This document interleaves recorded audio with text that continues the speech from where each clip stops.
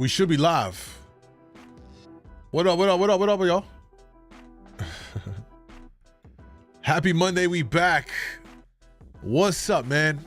We got a banger of a stream lined up for tonight. Hey, today is the beginning of Young Thug's RICO trial. I don't know how many of y'all been following this, how many of y'all are real music heads, rap fans, and all that stuff. This has been one of the biggest things that everyone's been waiting to kind of see where this is gonna go. So we're gonna dive into day one. We're gonna watch through the opening statements for the day one for the Young Thug RICO trial today. So we get to be fake lawyers, and kind of react to how the DA's doing things, how his defense is doing things, what the judge is saying. It's gonna be lit. I did this during the Johnny Depp trial, and people really loved it. You know what I'm saying? So that's what we're going to be on for today's stream. What's up? Before we get into that, though, let me know where you're checking in from, what city, state, what country, because I know we're global with it, so I can shout you out and say what's up. And if you're new here, say what's up, Moon, I'm new. What up? Bring out the dog inside you. Yo, just watch videos and crack me up. I do not speak good English. Hey, it's all good, man. Thank you for joining us, man. Let's go ahead and start over here as well. What up from M? Where's that? What's up, my man? Joe, what's up? Tampa, Florida's in the building. What's up, pretty? Welcome to the stream.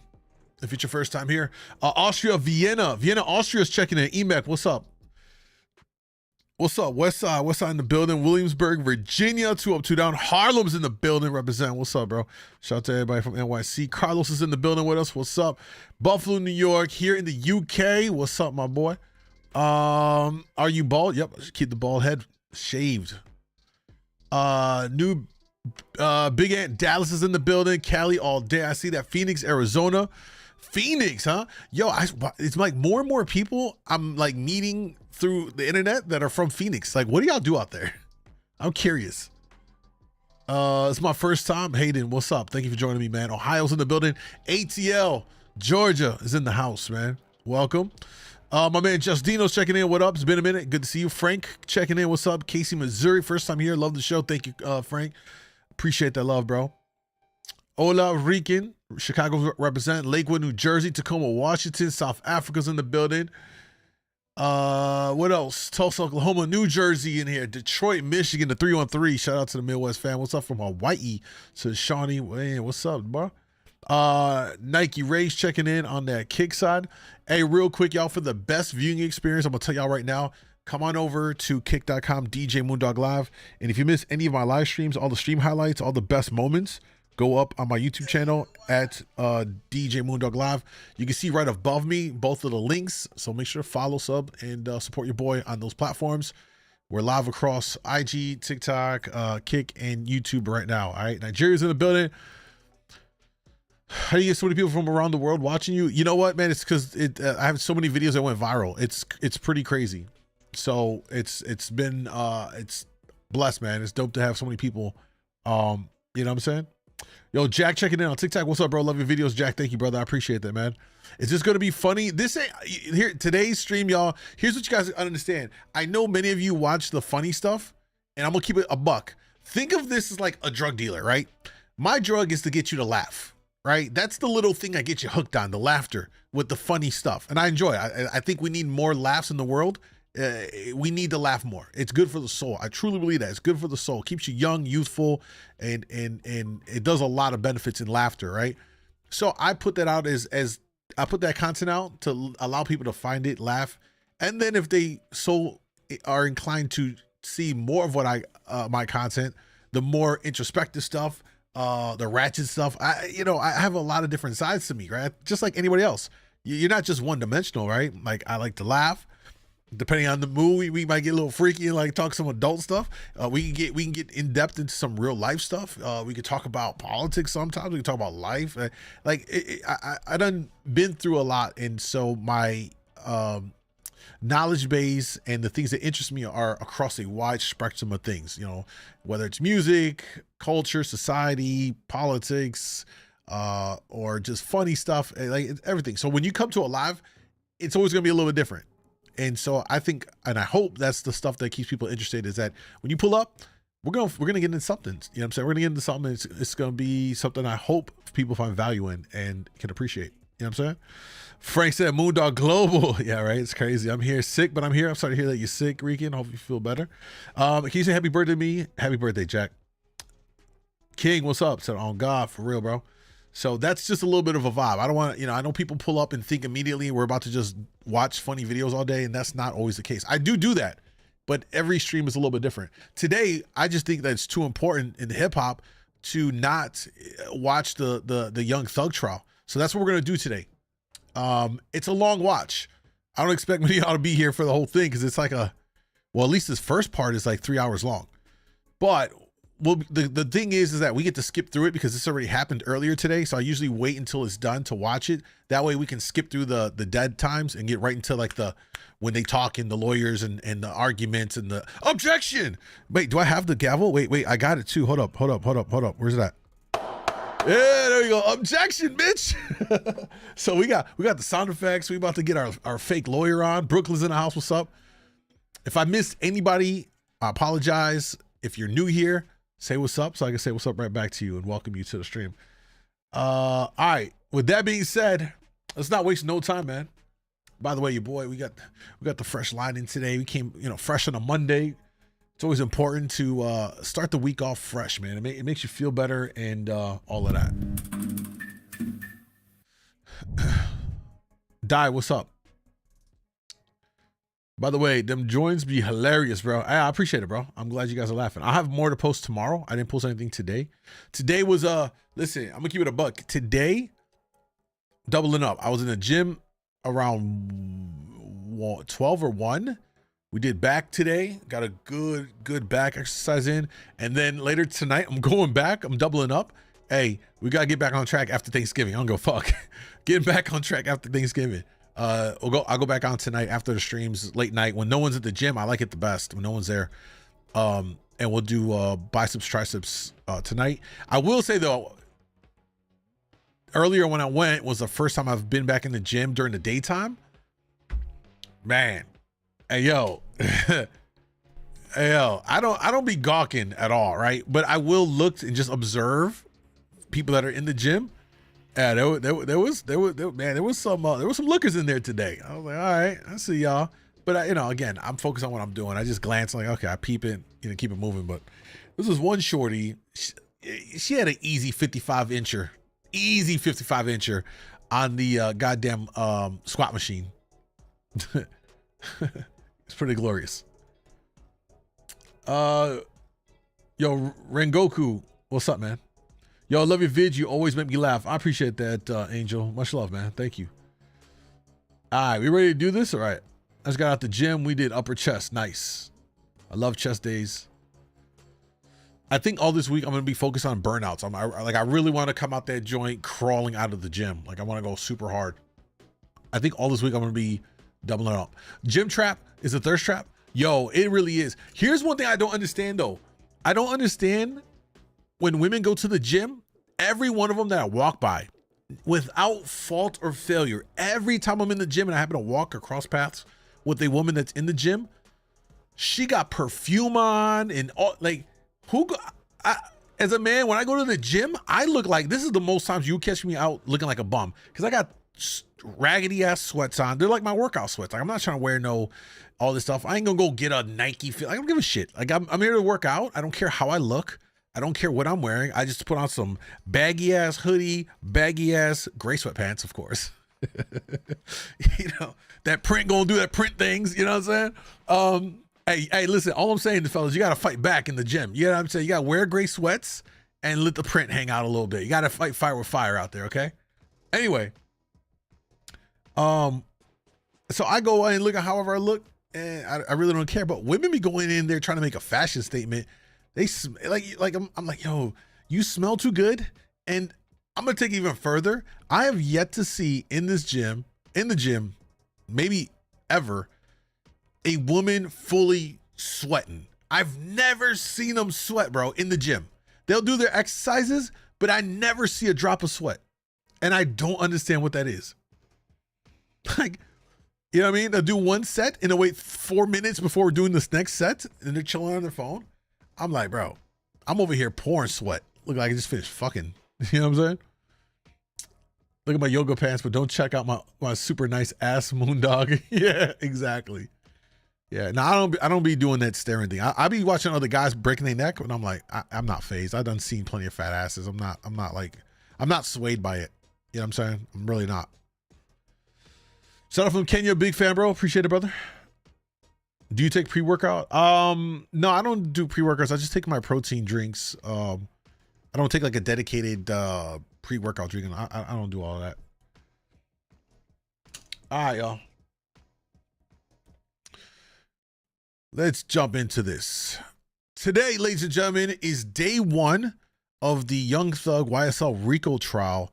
This has been very interesting to watch the preliminary stuff that's been happening before the actual now cases opened up and it started. They've been doing so many motions. This has been quite the thing to watch. And in my opinion, this is one of the biggest things that is going to impact the hip hop world.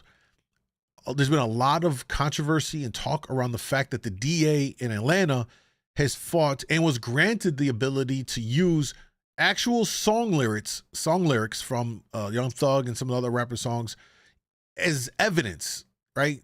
In this case, which is beyond me. I really don't even know how that's even constitutional, because music is an art and freedom of speech. And so there's so many things here that is really groundbreaking, and the outcome of this trial is something that, and I still talk to a lot of my music people in the I'm talking about like label executives and all of that stuff.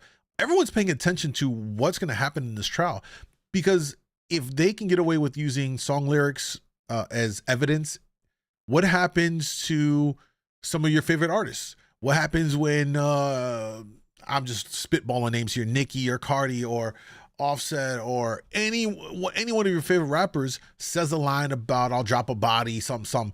Next thing you know, they're gonna bring them to court talking about, oh, we got evidence because you said it in the song. So like, it's very dangerous, this whole idea.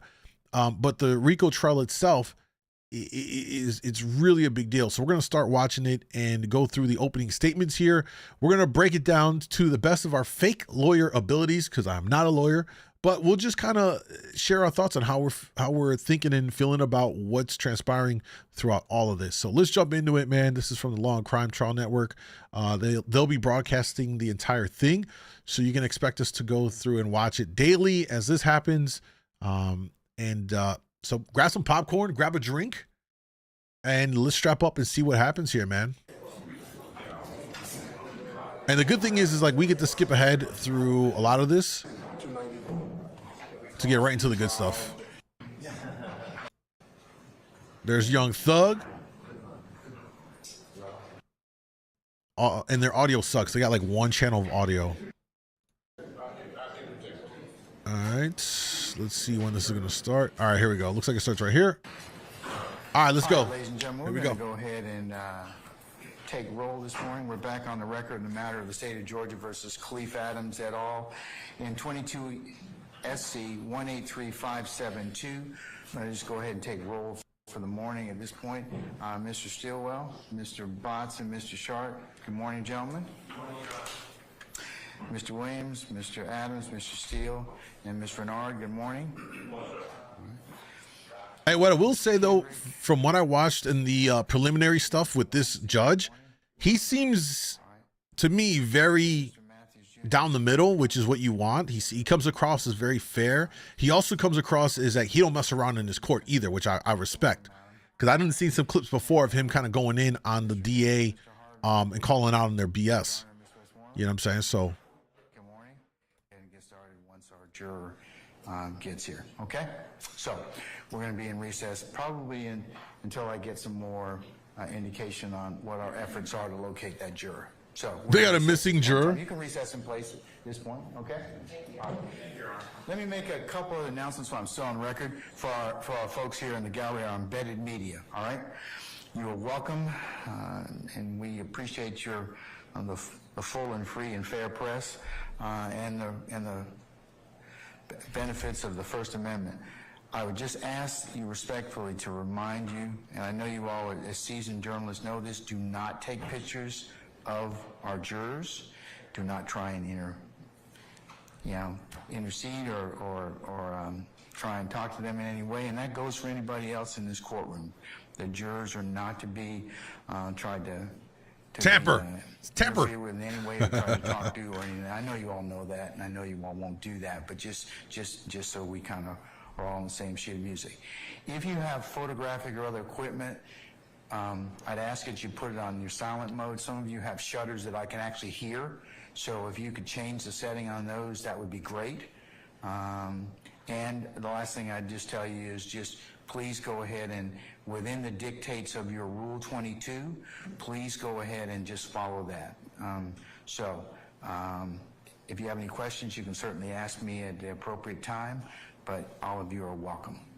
Okay, all right, so we're going to be in recess until I find out more about whether where our juror is, and then we'll go ahead and get started. All right, so we're in recess. All right, we're going to skip ahead.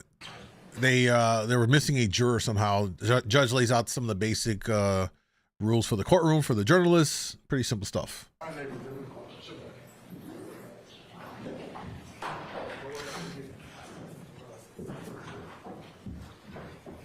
What's this about? We're watching the Young Thug Day One opening statements for the RICO trial against them in Georgia. Young Thug.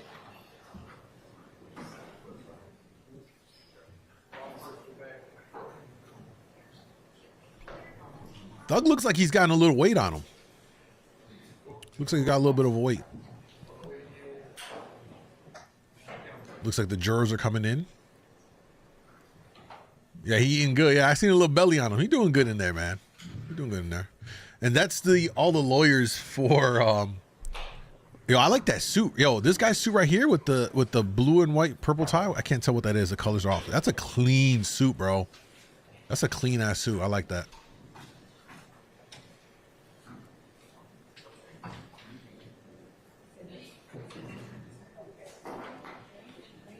One other thing I noticed too, if you look at Thug's suit, it's a very plain ass suit. Nothing special about it, right? I like, and I think they do that by design, that they're making him not look like this super wealthy person, famous. They're trying to downplay him as just a regular guy in court that's wrongly accused of some stuff. All of this stuff is all by design with these lawyers. They're good at what they do, man. And appearances in the courtroom is very big. How you're perceived by the jurors. First thing I saw was the suit. It's a clean suit, bro. Hey, OG, Silver Fox. You know, I know he bagging women. You know, I know he bagging them. Oops, sorry. Looks like they're getting all the jurors in here. We'll skip ahead. All there we go. 18 of you are here, so please mind your time. Only you know how long it takes you to get from wherever you live in our great county downtown Fulton County, to the courthouse and all the machinations that you have to go through. So leave early. You can always come a little bit earlier and be comfortable and be seated in your headquarters at your deliberation room, okay? All right, but at any point in time during recesses, you can approach my staff, or as I mentioned earlier, any of the people from our sheriff's department who are in the gray and black uniforms, you're authorized to talk with them. Before we get into Marcos, what's up, man? What them lawyers get paid? Probably get paid good money. Discuss with you. I've already introduced my staff, and I encourage you to approach them if you have questions. Remember, the sheriff's deputies have shown you how to get to the jury room, how you arrive here every day. Okay, so you're never to come into the front door of the courtroom. You always go in to the rear and go directly into your headquarters at your deliberation room. And from this point on, you're not going to enter the courtroom unless one of the deputies brings you out from the jury room. After breaks at the beginning of the day, when you arrive, you'll go straight to the jury room, and our deputies, as I mentioned earlier when you were here a little bit earlier. So just covering the basics with the jury here. This is all, you know, standard protocol stuff. Love from Denmark. Love your stream. Mojo, thank you, brother. I appreciate that, man. Shout out to everybody from Denmark, man. He showed Wars wedding dress. I'm gonna stop, bro. We're gonna stop what? Marcos, I'm good, man. Thank you for pulling up. Goju, what's up, brother? Back there, it no longer looks like a dump. EQ, yo, EQ, man, good to see you. Tables, chairs, and Bro, you need to make more videos. When my sister passed away recently, your page the first thing I went through to make me laugh. I'm sorry about your loss, bro. And I wish you and your family the best. Man, just go through all my videos, bro. Just keep scrolling. There's a ton of them up there. Over 200. Bring your lunch or bring your comfort items, but we'll make sure that you have some place to store them, and otherwise. All right, let's move forward. It's just, Ladies and gentlemen, now here we go. I'm going to cover some basic principles of criminal law. I'm going to explain my role, your role, and the lawyer's roles. And then finally, I'm going to tell you how the trial will proceed. Since many of you haven't served on a jury before, so this should help you in understanding how a trial proceeds and what is expected of you during the trial. Now, you've been selected and sworn to try the following: the criminal case of the state of Georgia versus Marquavius Huey. The Fulton County Grand Jury has indicted the defendant Marquavius Huey with the following offenses, which I'll read to you: conspiracy to violate the Racketeering Influence and Corrupt Organizations Act, armed robbery, aggravated assault with a deadly weapon, aggravated assault with a deadly weapon, possession of a firearm during the commission of a felony, possession of a firearm during the commission of a felony, armed robbery, aggravated assault with a deadly weapon, aggravated assault with a deadly weapon, hijacking a motor vehicle in the first degree, Damn. possession of a firearm during the commission of a felony, possession of a firearm during the commission of a felony, participation in criminal street gang activity, participation in criminal street gang activity, participation in criminal street gang activity, Martin. possession of a weapon by What's an up, Martin? incarcerated individual, possession of a telecommunication device by an incarcerated individual, and participation in criminal street gang activity. So this is why they use the RICO, act to charge them. If just for some context, I don't know how many of you are kind of well versed in this, whatever. But to simply put it, the RICO Act was simply created to actually have a tool for the government to go after the mafia. Okay, it's largely been, it was created to combat the mafia, organized crime, and maybe more recently, in recent times, modern times, they've utilized it, since the mafia isn't what it used to be. They've been utilizing it for drug cartels and such, but this might be one of the first that I'm aware of, and I'm not saying that it hasn't been used against like gangs, like street gangs, but this is definitely one of the spotlight cases where we're seeing the RICO Act used in this way against a street gang, of course, one that involves one of the biggest rappers and one of the most well-known rappers in the game, Young Thug, and all that stuff. Gunna, he pleaded out or whatever, he cooperated, so he's off the hook right now, I guess, and all that stuff. So this is a really big deal, and I'll tell you right now, my initial thought was that that Georgia, the DA and them were really reaching and I don't know that this is going to go well for them. I don't know that they're trying to charge them all under once with all of these charges as a organized gang or whatever. I don't know if it's going to hold up well though. The criminal case of the state of Georgia versus DeMonte Kendrick. The Fulton County Lazar, Grand thank Jury you. has indicted the defendant DeMonte Kendrick for the following crimes, which I'll read to you now: conspiracy to violate the Racketeering Influence and Corrupt Organizations Act, murder, participation in criminal street gang activity, violation of the Georgia Controlled Substances Act, violation of the Georgia Controlled Substances Act, violation of the Georgia Controlled Substances Act, possession of a firearm in the commission of a felony, possession of a machine gun, and possession of a firearm by a convicted felon previously convicted of a felony involving the use or possession of a firearm. The criminal case of the state of Georgia versus Quamarius Nichols. The Fulton County Grand Jury has indicted the defendant Quamarius Nichols for the following crimes, which I'll read to you now: conspiracy to violate the Racketeering Influence and Corrupt Organizations Act, murder, participation in criminal street gang activity, Judge Pimpin. participation in criminal street gang activity, possession of a firearm by a convicted felon previously convicted of felony involving the use or possession of a firearm, possession of a firearm during the commission of a felony, and possession of a firearm by a convicted felon previously convicted of felony involving the use or possession of a firearm. Yo, Steve, thank you for the membership, brother. I appreciate that, man. Thank you. Versus Rodeus Ryan. The Fulton County Grand Jury has indicted the defendant Rodeus Ryan for the following crime, which I will read to you now: conspiracy to violate the Racketeering Influence and Corrupt Organizations Act. The criminal case of the state of Georgia versus Shannon Stillwell. The Fulton County Grand Jury has indicted the defendant Shannon Stillwell for the following crimes, which I will now read to you: conspiracy to violate the Racketeering Influence and Corrupt Organizations Act, murder, participation in criminal street gang activity, possession of a firearm by convicted felon, previously convicted of felony involving the use or possession of a firearm, possession of a firearm during commission of a felony, and possession of a firearm by convicted felon, previously convicted thank you, man. of felony involving the use or possession of a firearm. The criminal case of the state of Georgia versus Jeffrey Williams. The Fulton County Grand Jury has indicted the defendant Jeffrey Williams for the following crimes, which I will now read to you. This is the crimes conspiracy to violate the for Thug. Racketeering Influence and Corrupt Organizations Act, participation in criminal street gang activity, violation of the Georgia Controlled Substances Act, violation of Georgia Controlled Substances Act, possession of a firearm or commission of a felony. Yeah, these charges are crazy. Of a machine gun. Each of the defendants have pled not guilty to this indictment, and each of them deny every charge in it. This indictment and the defendants' pleas of not guilty present the issue that you've been selected and sworn to decide.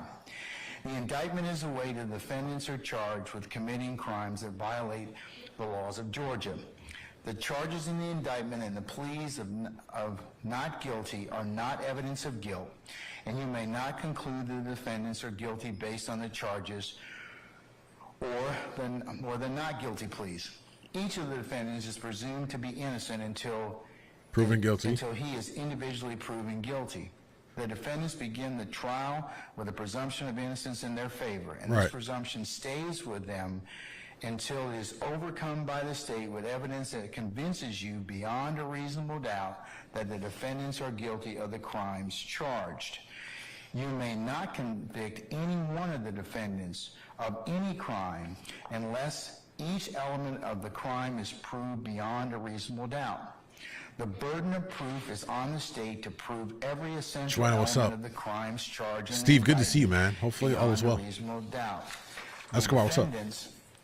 Have no burden at all, and the burden never shifts to any one of the defendants to prove his innocence. However, the state is not required to prove the guilt of the defendants beyond all doubt or to a mathematical certainty. A reasonable doubt means just what it says. It is the doubt of a fair-minded, impartial juror who is honestly seeking the truth. It is a doubt based upon common sense and reason. It does not mean a vague or arbitrary doubt, but is a doubt for which you can give a reason based on a consideration of the evidence or a lack of evidence, a conflict in the evidence, or any combination of these.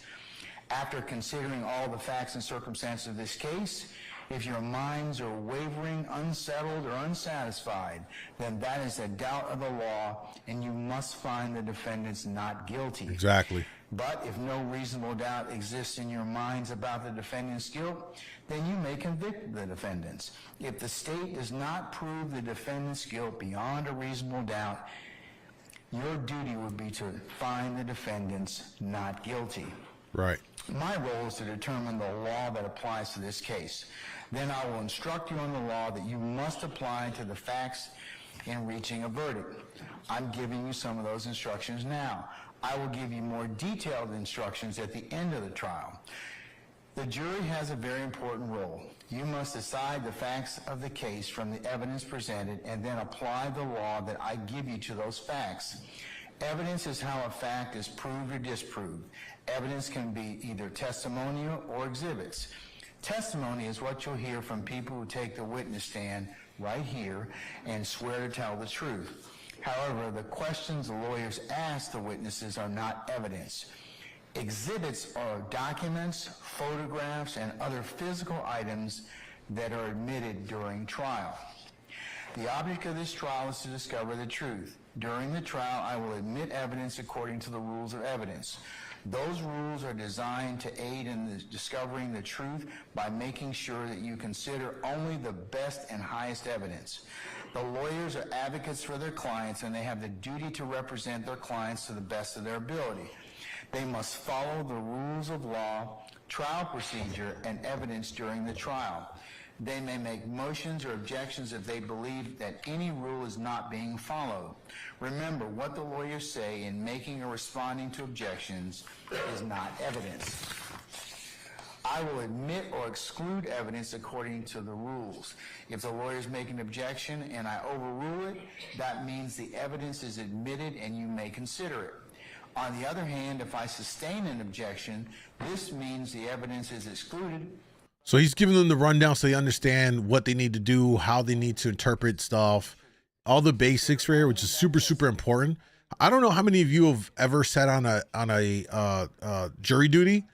You know, everyone kind of scoffs at it, like, oh, I got, you know, jury duty and you got to go in. But I've done it once, and I'll tell you what, when you're on that seat, your mind changes. Like, you really be on some, all right, I really got to do this. You know what I mean? Because you really think about, yo, this person's life is potentially in my hands with the decision I make. I'm really trying to make a sound decision based off of what was shared in the evidence and all that stuff. It's almost kind of a surreal feeling when you're sitting up there listening to it all. Constitution of the state of Georgia and the Constitution of the United States. Sometimes I may have to deal with the lawyers' motions. T-Double said, I believe Thug's hands were clean in the whole thing, but you can't control everybody's actions. Heard you. So what I'll say, ladies and gentlemen, is, there's a matter we need to take up. If you retire to your headquarters or jury deliberation room and await further instruction, that's my most artful way of telling you we need to take up something outside your presence and hearing, okay? I'll try and limit those interruptions, and I ask that you be patient when they do happen. I can't tell you when those will happen, but sometimes they do. So please I'll ask for your patience. Usually when the judge excuses the jury, he's about to light up one of the attorneys. I ain't gonna lie, I hope we see him light him up. Light him up. To me, that's the best part of the jury, of the trial, is when the judge has to go in on the lawyers. He got to check their ass. A preview or an outline of the expected evidence. The state goes first because they have the burden of proof. Second, they said, hey, there's more charges than Osama bin Laden. Yeah. Because it's a RICO, they grab all of them together and they apply all of those charges across the board. It's crazy. They don't really have any proof of his actions, bro. Yeah, well, we're going to find out in the trial. I don't know enough to know either way, but we're going to find out. 305, what's up, bro? What the lawyers say in closing arguments is not evidence. The goal of a closing argument is to persuade you to decide the case in their favor. Fourth, then I will explain to you the specific law that applies to this case. This is referred to as charging the jury. I will then ask you to go to the jury room, your headquarters, to deliberate and to reach your verdict. It is important that you pay close attention during this trial. The judge got a big old rock in that ear. He does. Hear or see any evidence, or you're suffering from any discomfort that distracts you, please inform me or one of my deputies or my team, and we'll do whatever is needed to make sure you can hear and see the evidence and give it your undivided attention. If you need a break at any point in time, please raise your hand or alert one of our deputies. The jurors are not allowed to question witnesses. However, if you have a question you believe is important for your determination of facts, please write down your question, give it to one of the deputies, and I will determine whether or not it should be asked. If you have a question while the evidence is being presented, please keep in mind that you do not yet heard all of the evidence, and your question may be answered by the time the rest of the evidence has been presented. You should only consider evidence with you should consider the evidence with an open mind, and you should not reach any final conclusions until the trial is over. Do not jump to conclusions before all the evidence. That's very important right there. That's really important. To maintain the integrity of the jury system, I'm going to remind you again, remember my ad nauseum admonitions there? Okay, y'all shaking your heads like, okay, we're going to go through those one more time. I'm going to remind you that you must decide this case only based on the evidence admitted during the trial and the law I will explain to you. You may not conduct any research on your own about this case or about any people or places mentioned during the trial. You may not visit any places mentioned in the evidence. You may not refer to any books or documents that were not admitted during the trial. You may not use any dictionaries or other reference materials. You may not use Google or any other search engines or any other resource matters. Twitter, internet, websites, or blogs. Twitter. You may not use any other Stay off of Twitter. Media to get information about this case. You should not use any of the sources to get any information about the legal terms or about the law. He's thorough, yeah. Finally, you may not listen to any accounts of this trial that may appear in the news media, whether it's online, in print, on the radio, on your cell phones, or any other smart devices that you may have, or any other mediums. Remember, you are the ones that have been qualified as fair and impartial jurors deciding this case. No other influence should have... I'm not gonna lie, I would love to see what the makeup is of the jury. You know what I mean? That I from my understanding, see, I need to get a lawyer on here to do this with. From my understanding, the defense has a good hand in the jury selection. So they're going to try and put together a jury that's going to be favorable to their client. So, you know, what's the age? What's the gender splits, you know, between men and women, age range on these, on this jury? I would suspect they would try to go a little bit younger. So folks might be more favorable because they're a fan of Young Thug on the low or something like that. They might, you know, be sympathetic to him. That's ideally the way you would want to build that jury, I think. Because if you get a whole lot of grandmas up there, they're not going to understand Thug. They'd be like, all these hoodlums might work against them. For you to be, as you're walking lunch, to recap and discuss the case? Yes. What about you in the bathroom? Yes. That's creepy. Remember I told you about that before? Okay, all right. So we're not going to do that, all right? But what about going to the jury shuttle? Yeah, that'd be a violation as well, okay? What about if you're walking on onesies and twosies? All right, okay, and how did I tell you you're probably going to get caught if you violate my admonitions? You're going to tell on yourself, that's right. Or somebody's going to tell me that you've been on some particular site or some particular issue. You ought to be able to learn that. Okay, I'm proud of you. All right. But it's really important, ladies and gentlemen, because remember I told you, fair trial. I like this judge. I like this judge. He's thorough, man. All of these things are really important in terms of the admonitions and how serious we are about you not being only hearing what's in this courtroom and only... My understanding is that each side gets equal veto votes to the squad of jurors. That makes sense. That makes sense. And pads for your note-taking and use during this trial. Judge looking like a young Uncle Phil. Yo, he does. It didn't dawn on me. I was looking at him. He reminded me of somebody, and it does look like Uncle Phil. Rest in peace, man. I forgot the name of the actor. He passed a while ago, but yeah, he does look like Uncle Phil.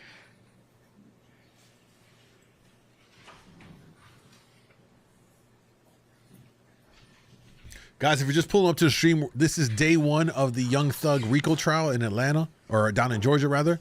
These are the opening statements, so we're going to watch and react to it all right? No. Okay. I can't unsee it. He's Uncle Phil now. This is Judge Uncle Phil. From this day forward on the trial, as we watch it. Okay.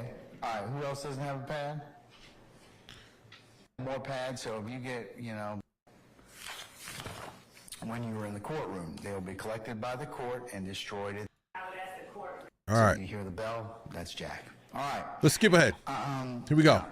Ladies and gentlemen, I think we're ready for the lawyers to begin their opening statements. Oh, here we go. Probably go till probably about 12:15 or so, and then whatever we don't get done, we'll just continue on at that point in time when you all come back from lunch, okay? So at this point in time, counsels, I'm going to invoke the rule of sequestration as to both sides. So anybody who's going to give testimony in this case, if you please absent yourself from the courtroom, please don't discuss your testimony to anybody except the attorneys in this case. So at this point in time, does the state wish to make an opening statement? All right, go right ahead, madam. Your Honor, I would ask the court regarding certain members that we have spoken with in court about in terms of witnesses, whether they are allowed to remain within the courtroom. I believe the matter that we discussed, we won't be able to take up till Tuesday. So that person should probably be excluded. That person, if they're going to. But other than that, I think we've covered everybody else. Unless there's an exemption. Do you have an exemption to the sequestration? Your Honor, the family members of the victims themselves were the only ones that I was concerned. There's no issue about sequestration as it applies to them. Thank you, Your All Honor. right. Excuse me, Judge. I have several objections to the course opening charge. Would you either reserve those or... I'll reserve those. Thank you. Okay? All right. Your Honor, can I just make sure that all the witnesses are excused? Because I think there's been mixed messages sent by the attorneys, not by the court. Okay, all right. Okay. Your Honor, may I please approach the bench? Say again? May I please approach with the state? There, it's already a mess. Yes, Miss, It's already, like, the judge had to take a deep breath. He's like, yo, I just opened it up for opening statements and everybody, all the lawyers are all over the place already scrambling around. It's a mess. What's up, Goju? I miss Uncle Phil. Man, right? Yeah, he was like everyone's dad, bro, growing up, if you watched Fresh Prince of Bel-Air. D. Williams.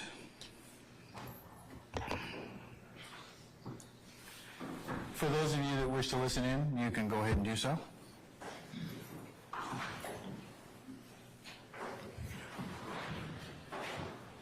You know what's crazy is that you have, it looks like the state has two lawyers, two female lawyers, and the defense is about, like, I don't know how many lawyers they got. 10? It's gonna be, that's tough, man. The honorable judge unfill. Imagine if opening statements by defendant attorney was Suwoo. Yo, shut up, man. Imagine if the lawyer was like, ski it.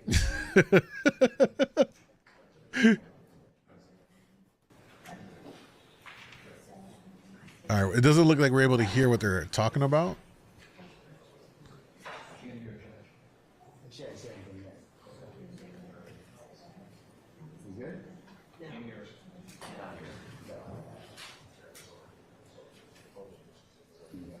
Yeah, they're working through their technical difficulties and stuff.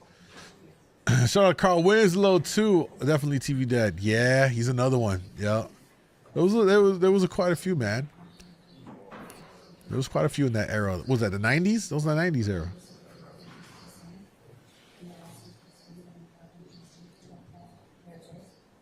Not sure what they are asking about here.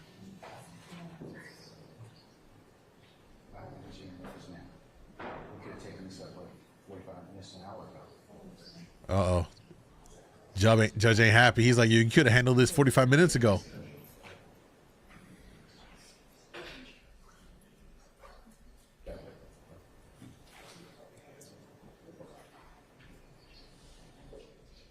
It's never a good sign when you start to open up opening statements and you got to deal with this. You know, it's going to annoy the judge. The jurors are going to get annoyed. You know, being the defense, I don't think you would want to disrupt so much. You know, you want the jurors to get annoyed with the state if the state has to keep stopping, objecting, and slowing down the momentum and all this stuff, right? You get really annoyed with that. I don't think that benefits the defense if they're the reasoning for all these stoppages and stuff. You know what I mean? They forgot what the case was about, bro. I don't know. My TV pops was Mr. Sanford, Red Fox. Oh, you old school dog. What are you, like 95? The judge is already sick of this. You can tell by his attitude. He's like, yo, we could have done this 45 minutes ago. Like, what are we doing?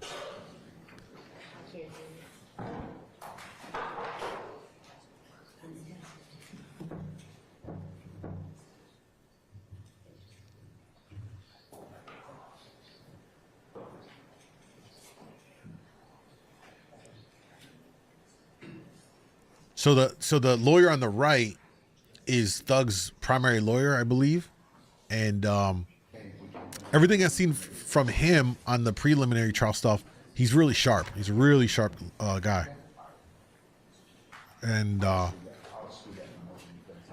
so I suspect that they're gonna have a pretty good defense.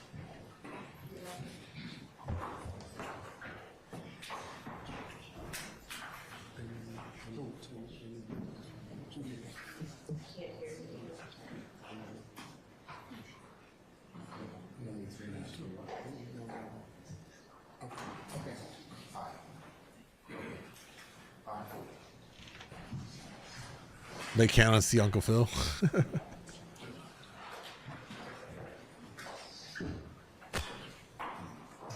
All right, maybe that's resolved now. We can move forward. Bro, it's wild to me that the DA, the prosecutors, is only 2 lawyers. Yo, that's like playing COD, and it's just 2 of you left, and you're going up against the rest of the enemy team that's 10 players. They're not on camera, should they?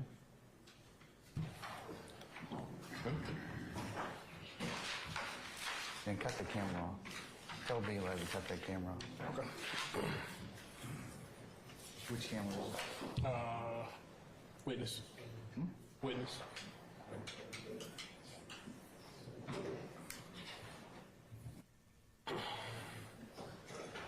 Look at him leaning back. He ain't happy.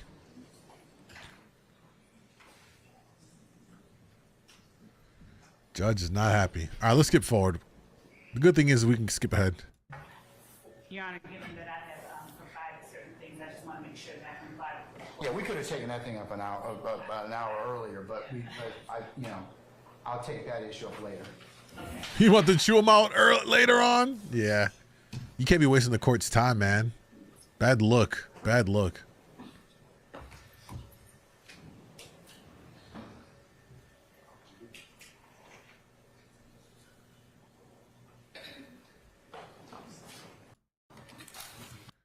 I don't know what they got going on here. Let's keep moving ahead.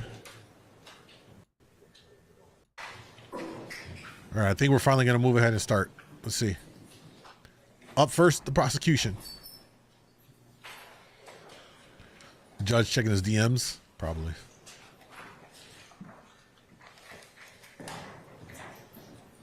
Now, this is the law of the jungle, as old and as true as the sky.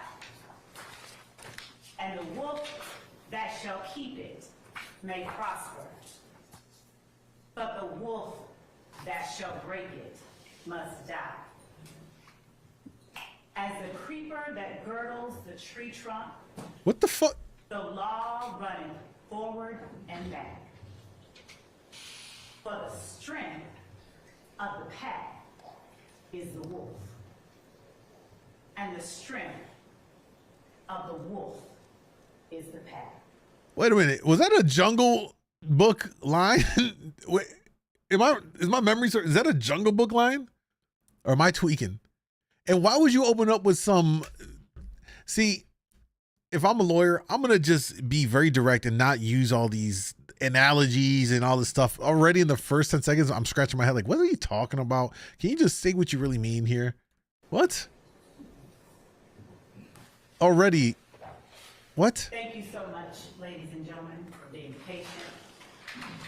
Thank you so much for being honest during this very lengthy process that preceded this point here today during the voir dire process.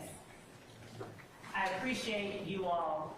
Can you guys hear it? Thumbs up. Exercising your civic duty. Lion King, one of them. And honoring your obligation to pay close attention to what's going on in this courtroom for the next several, however many weeks. Some people like to say that opening statements are a roadmap to what the trial will show. Instead, I'm going to give you an overview, a bird's eye view, because you're going to be sitting here with evidence for the next several weeks at least. And you will be able to see what that evidence is. Nothing that I say to you during this part of the trial, and nothing any other attorney says to you during this part of the trial is evidence. But I can tell you what I expect the evidence to show. And what I expect the evidence to show in this case is that YSL, the group made up of the defendants sitting before you today, along with other both indicted and unindicted co-conspirators, YSL operated as a pack. The quote that I read to you earlier is from one of my favorite books as a kid, The Jungle Book. I knew In it. case anybody recognized it, those were Rudyard Kipling's words and not mine. But they are appropriate for where we are today. For 10 years and counting, Eva, what's the up? group calling itself Young Slime Life dominated the Cleveland Avenue community of Fulton County.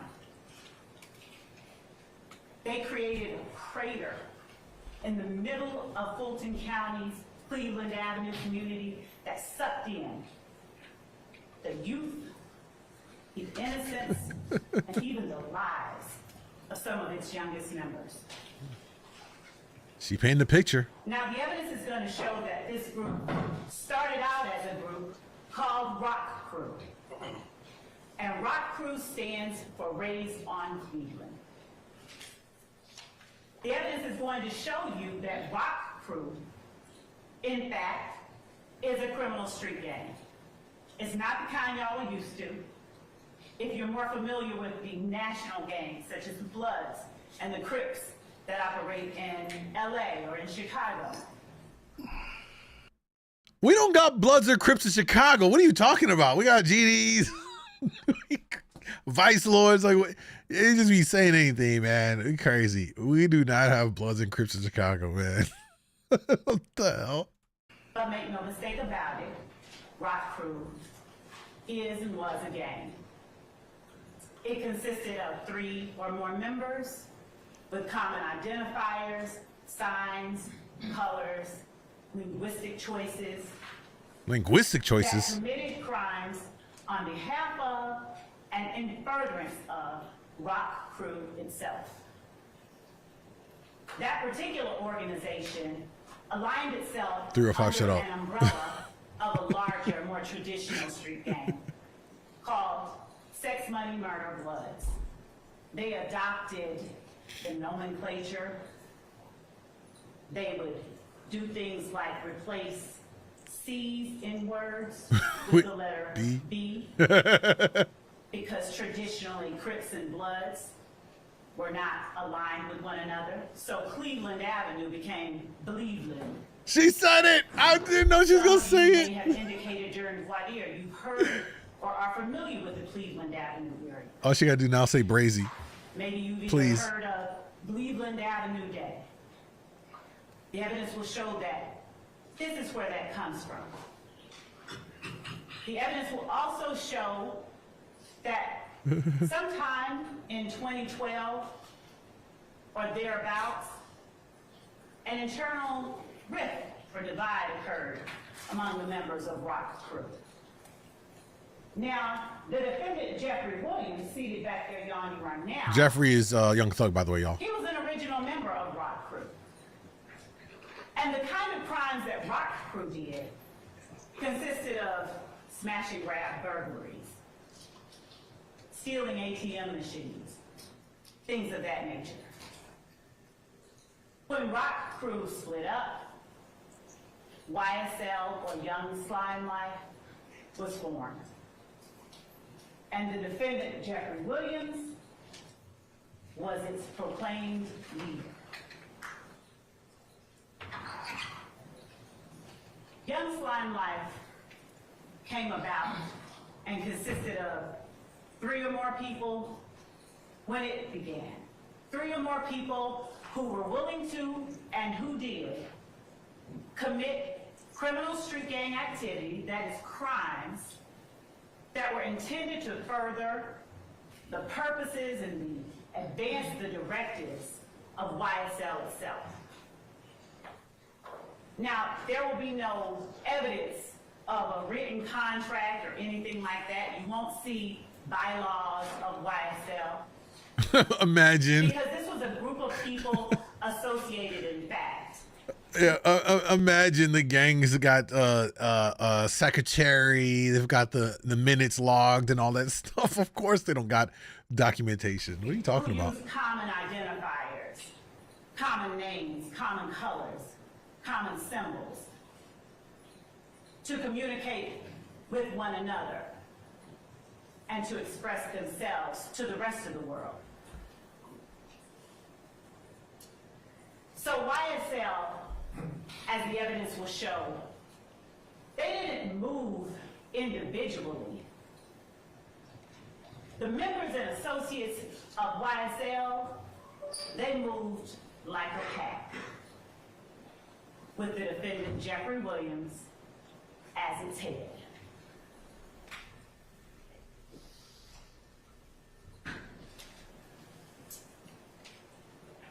You'll hear from witnesses, both law enforcement and lay witnesses, who personally experienced and who personally witnessed the activities, the crimes that were committed. You will hear from law enforcement officers like Kimberly Underwood and Tyrone Dennis, whose main goal wasn't to go out in the streets and lock up people who looked like them. It was actually to touch souls in the streets, to touch young people, and to alert them of the dangers and the drawbacks of becoming a part of and becoming involved in gangs like YSL and Rock Crew. You'll hear about conversations with educators. You'll hear from members and associates of the gang itself. Snitches. Now, as to how Snitches. those members and associates will respond or act once they're actually in court and on the stand, Oh, what's this? that's something that I am truthfully not able to predict to you fully. So what she did right there is bring up that basically they're gonna have snitches testify. People are cooperated, right? Pleaded out and are cooperating. Come out there, and then she just gave the disclaimer here that, you know, once they're on the stand, though, they might not play nice. They could switch up their story, which, you know, could happen, honestly. But so she's giving them a little disclaimer there that, you know, that could happen once they bring in those witnesses to the stand. They might switch up their story, not cooperate after all. But the court has given you instructions on determining and judging the credibility of the witnesses. And I trust that all of you will, in fact, follow those instructions. The evidence will show that YSL checks all of the boxes for being a criminal street gang.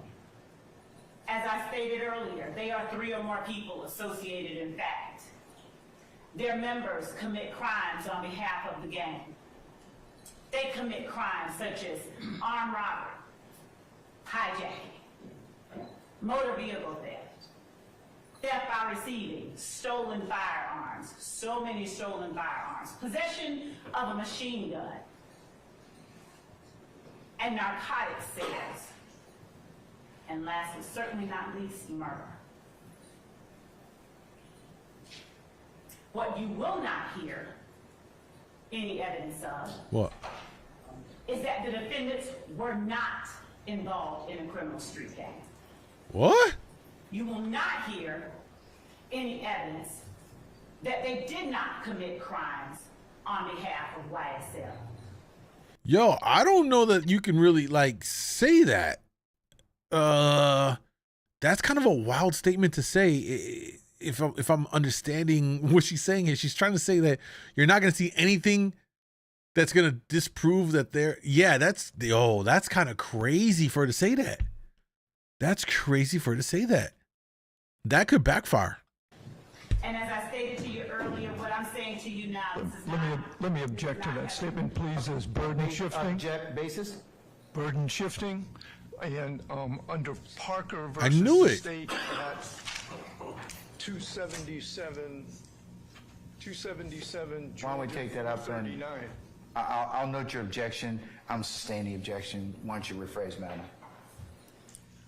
I told you, I knew that didn't sound right. She basically was trying to tell the jury, like, nothing that they can say is gonna basically say that they're not guilty of this. Like, you can't really say that.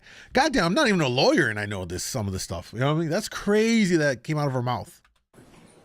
Yes, Your Honor. Just rephrase it. Ladies and gentlemen, I'm going to explain to you at the appropriate time, ladies and gentlemen, what the burden is in this case. Remember what I told you earlier? That the burden never shifts to the defendants to prove for certain innocence, they're presumed innocent.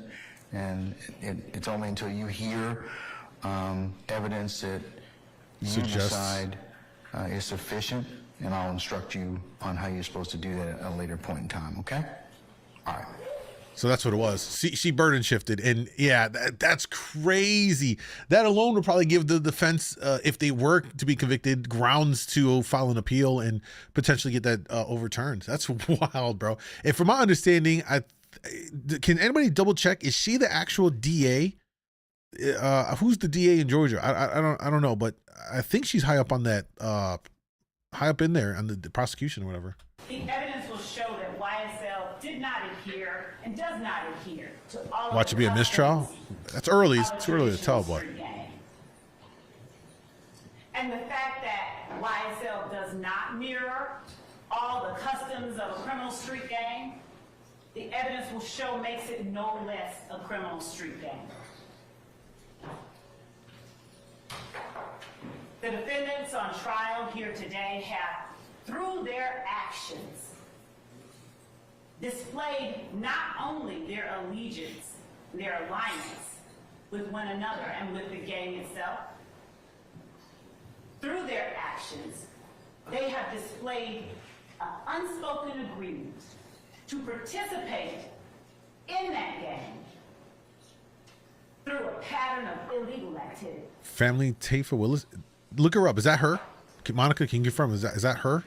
And again, the head of this gang is seated in this courtroom too. Oh, Fanny. The last paragraph of that poem that I read or spoke to you earlier. That's not her? Can somebody find out who this is? Because of his age and his cunning. Because of his right. This is argument. This is not What's your objection, Mr. Harvey? that it's argument. Okay, Mr. Harvey, hold on. Madam, it is argument at this point in time, so sustain the objection, okay? He's shutting her down. This is a bad opening for the prosecution. The evidence will show that these defendants, that the members and associates of YSL, they knew who their leader was, and they knew the repercussions of not obeying their leader. You will hear evidence that when members and associates of YSL got in trouble, got locked up, the first person they called was either this defendant or one of his family members. Now, they didn't call him directly because he knew and they knew that he needed to have distance between himself and the crimes members and associates of YSL were committing on behalf of the gang. So they would reach out to his sister and have Not his the sister. reach out to somebody else and eventually get back to King Slime, as they called him. It's so funny to hear her say that. Evidence that members of YSL committed armed robberies. You'll hear evidence that to slime someone is to do them dirty, and that sometimes members of YSL committed crimes against other family members of their fellow gang members. Adrienne Love, You'll prosecutor. hear evidence that when one of the associates or members of YSL did something to what Jeffrey Williams had perhaps considered a friend, they were threatened with their very life. Tell them to get that stuff back or they will be killed. Chat, can you guys hear this? Is the levels good on the video? That YSL, they had opposition within the city of Atlanta and Fulton County. That there were other gangs that were at various points in time at odds and even at It's good? war Okay. with YSL. One of those gangs was known as the IF gang, IF, Inglewood Family. You will hear experts come Perfect. in here and Cool. tell you more about how the Inglewood family bloods in any way made its way down to Fulton County. What's up, You will Leo? also hear evidence about how one of the members, one of the beloved, of whom YSL considered an opposition group, was gunned down. Donovan Thomas on January the 1st, 2015.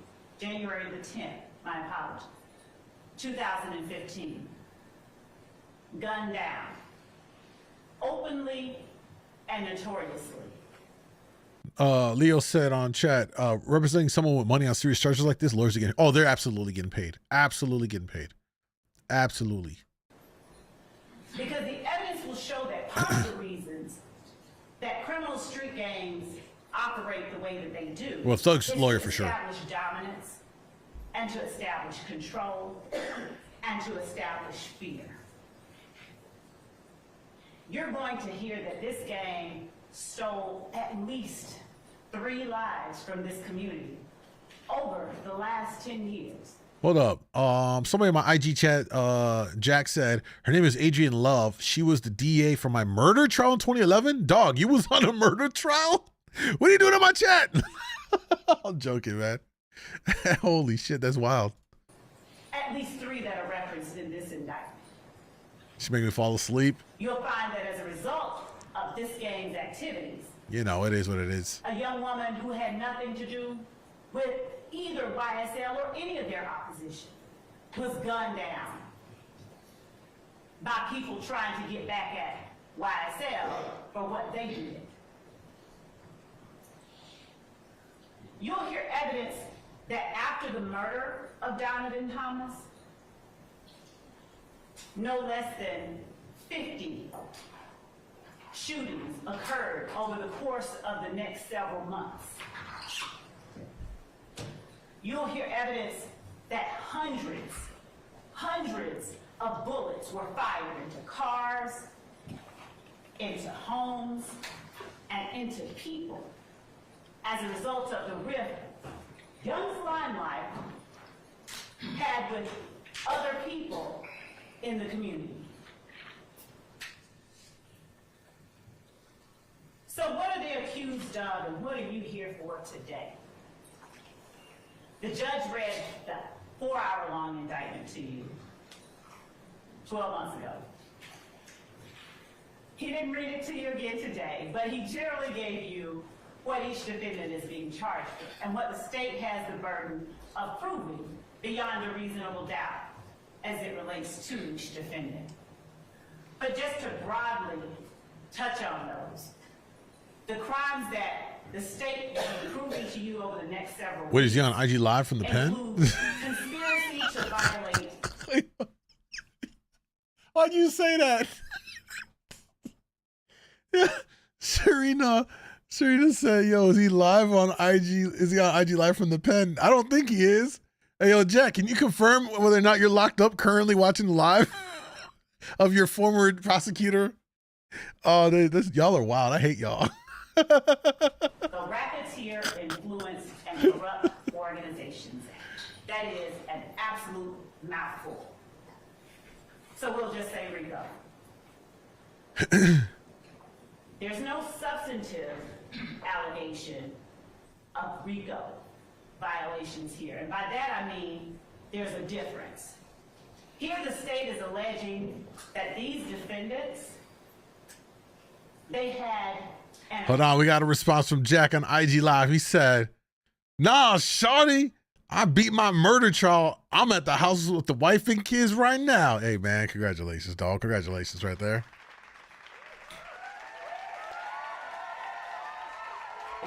Hey, they hit him with the not guilty.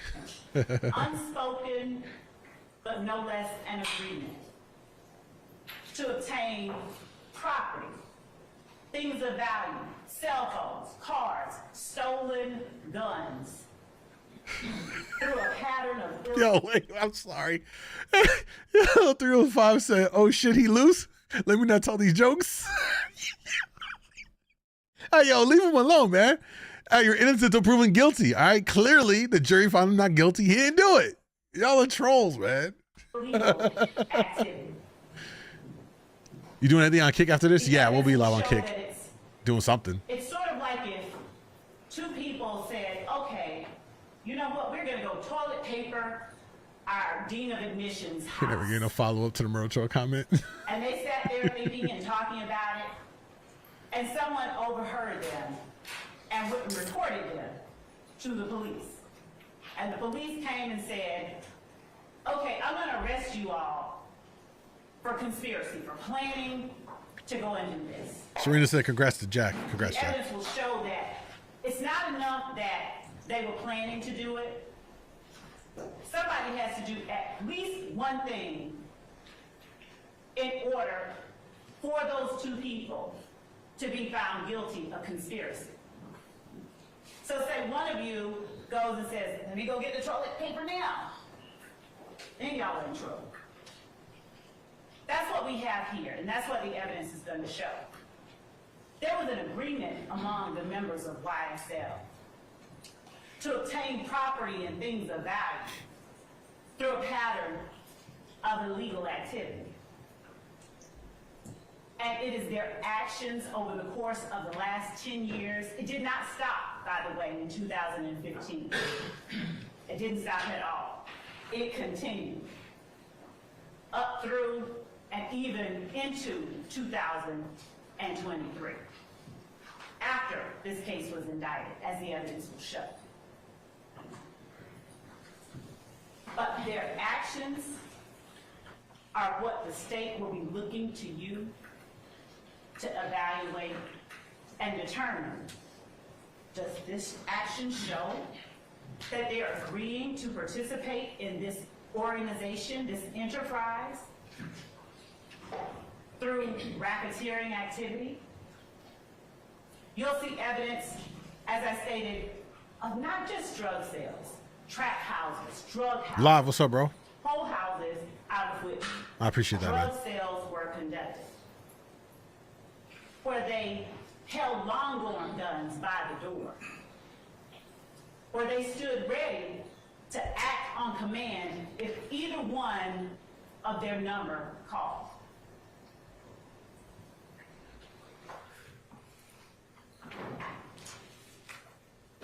Who's on trial before you today is Rodelius Ryan, Flamarius Nichols, Marquavius Huey, Jeffrey Williams, Shannon Stillwell, Diamante Kendrick. And their actions during the dates that are listed in this indictment are what we are asking that you pay close attention to and you evaluate. Your Honor. It- You have an objection? Yes, sir. Basis? For the motion. That's 3 objections.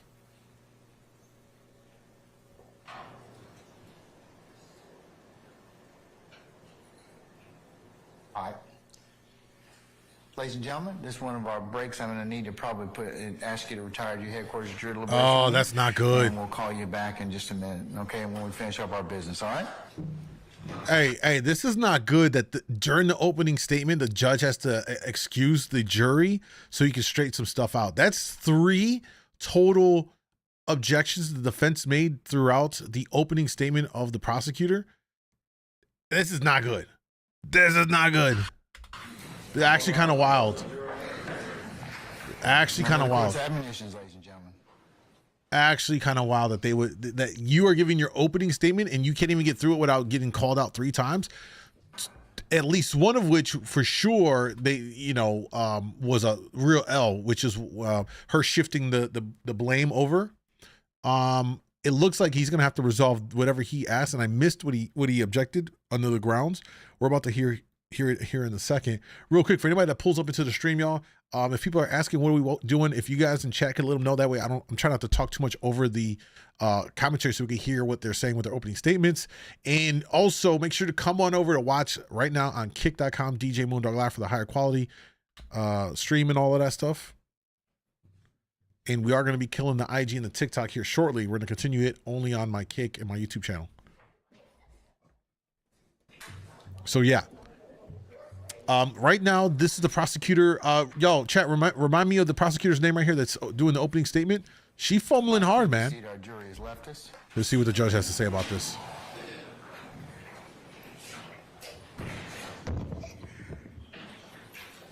All right, Mr. Steele, what's your motion, sir?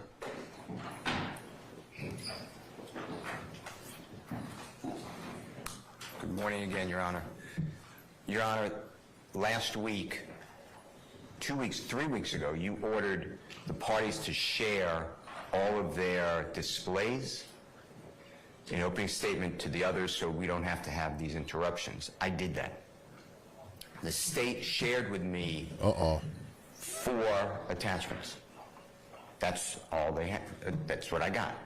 What you just saw on your screen, if you don't remember, I'll ask the state to put it up, and I asked for it to be marked as exhibit, is what you already excluded.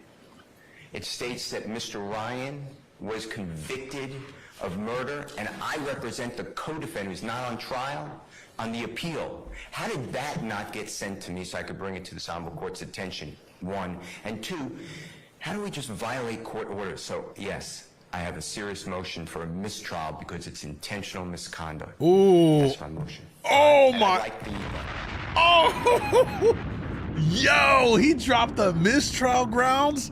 Yo, do y'all understand how crazy this is right now? Mr. Live, welcome back, bro. Good to see you over here. Do you understand how crazy it is right now that Steele, this is Thug's attorney, primary attorney, came out and is accusing the prosecution of withholding evidence or withholding the slides that are used in the presentation because they want to see what they're going to present on so they can build up and know that, which is supposed to happen. Oh, this is not good, bro. State is fumbling so hard.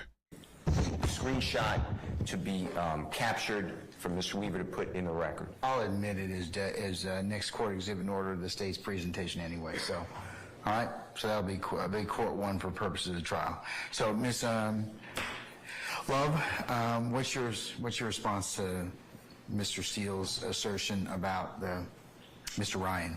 As it relates to Mr. Ryan and the exhibits that the state intended to play and to display for the jury, I sent to Mr. Steele and everyone else the pictures and the photographs that I expected to use. As it relates to the slide to which Mr. Steele is now referring regarding his representation on appeal, I'm not certain if the objection goes to the fact that there was the conviction, because she's stalling. that's part of the indictment. You hear her? And that's part of the evidence that the state expects will show. Or if it's as to his objection about the fact that he represents Mr. Ryan or Mr. Blaylock on appeal. Did she just say a whole lot of nothing? Did she literally just say a whole lot of nothing? You saw how she had the long pauses in what she was saying here, thinking about it as she went along to just try and like finesse her way out of this. They said she's lagging for real. Smith, thank you. Salute, bro. What's up? She is lagging hard. Hey, it's like she's buffering. You got the buffering circle on her in her brain.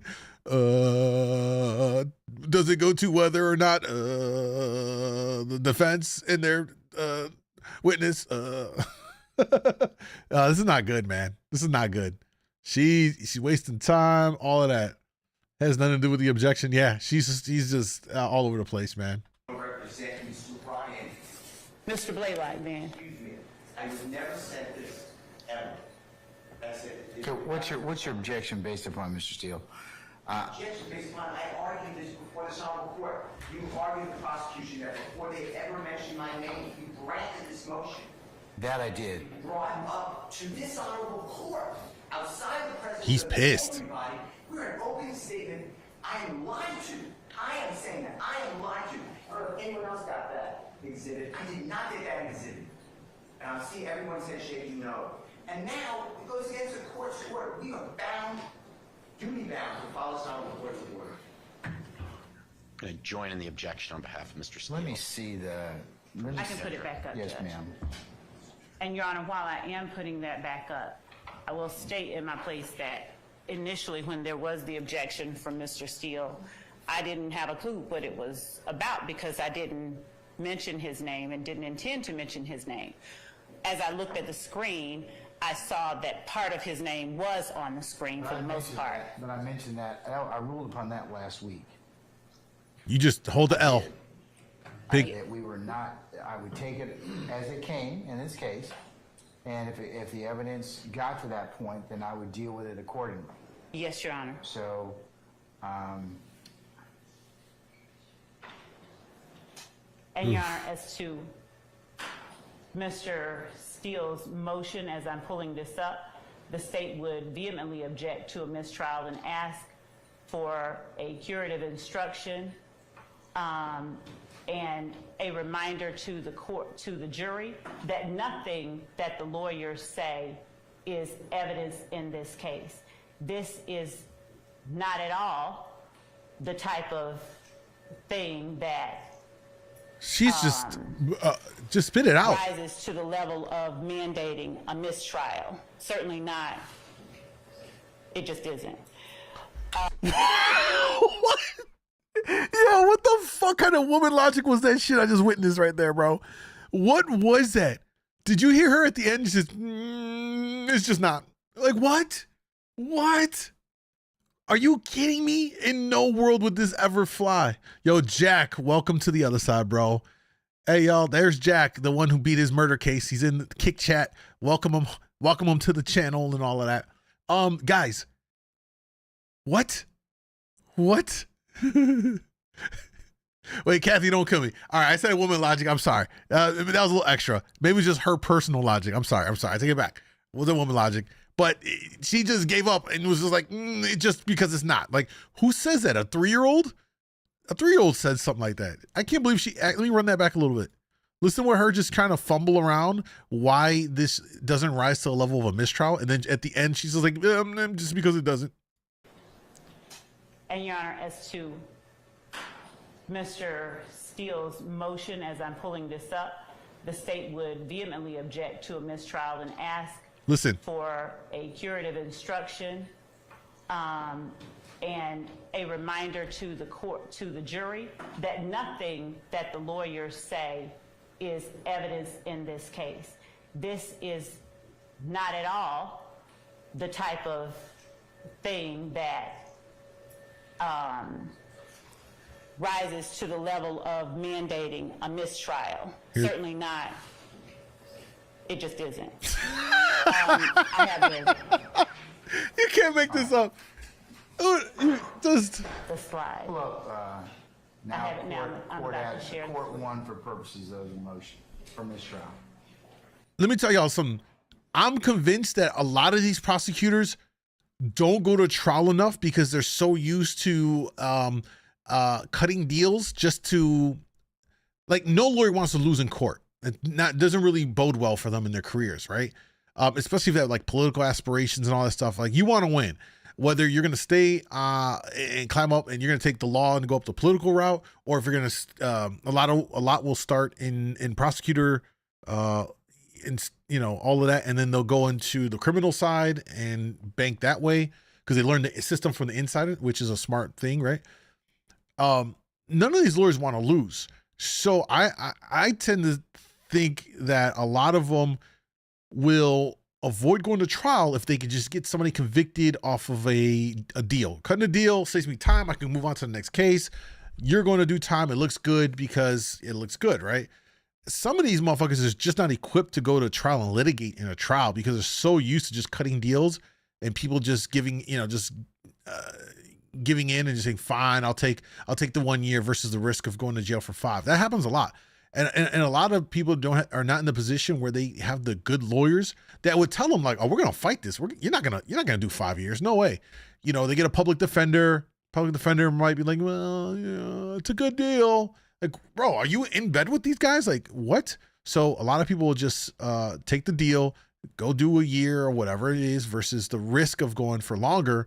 And then these prosecutors, again, it's another dub for them. So to see them go in an actual huge trial like this really separates that level of skill, because I'm sure that when we see the defense start talking, I'm willing to bet that that's going to be a clean, very fluid and well put together opening statement. Right now, Ms. Love right here is fumbling bro. What's past fumbling? Whatever's past fumbling, she's doing it. Like all the errors in what she said, objections on opening statements. Now the withhold. Oh, hold on. Are we good?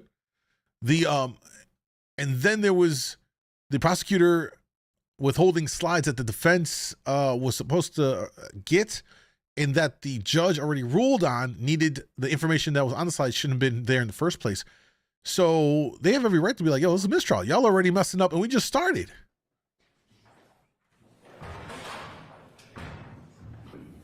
A tackle from a linebacker. After opening statement, she wants to settle faster than Diddy. Oof. That's funny. Here's the line. Let's see what it has on the thing. Oh, Rogerless Ryan. They have his name up there. Yeah.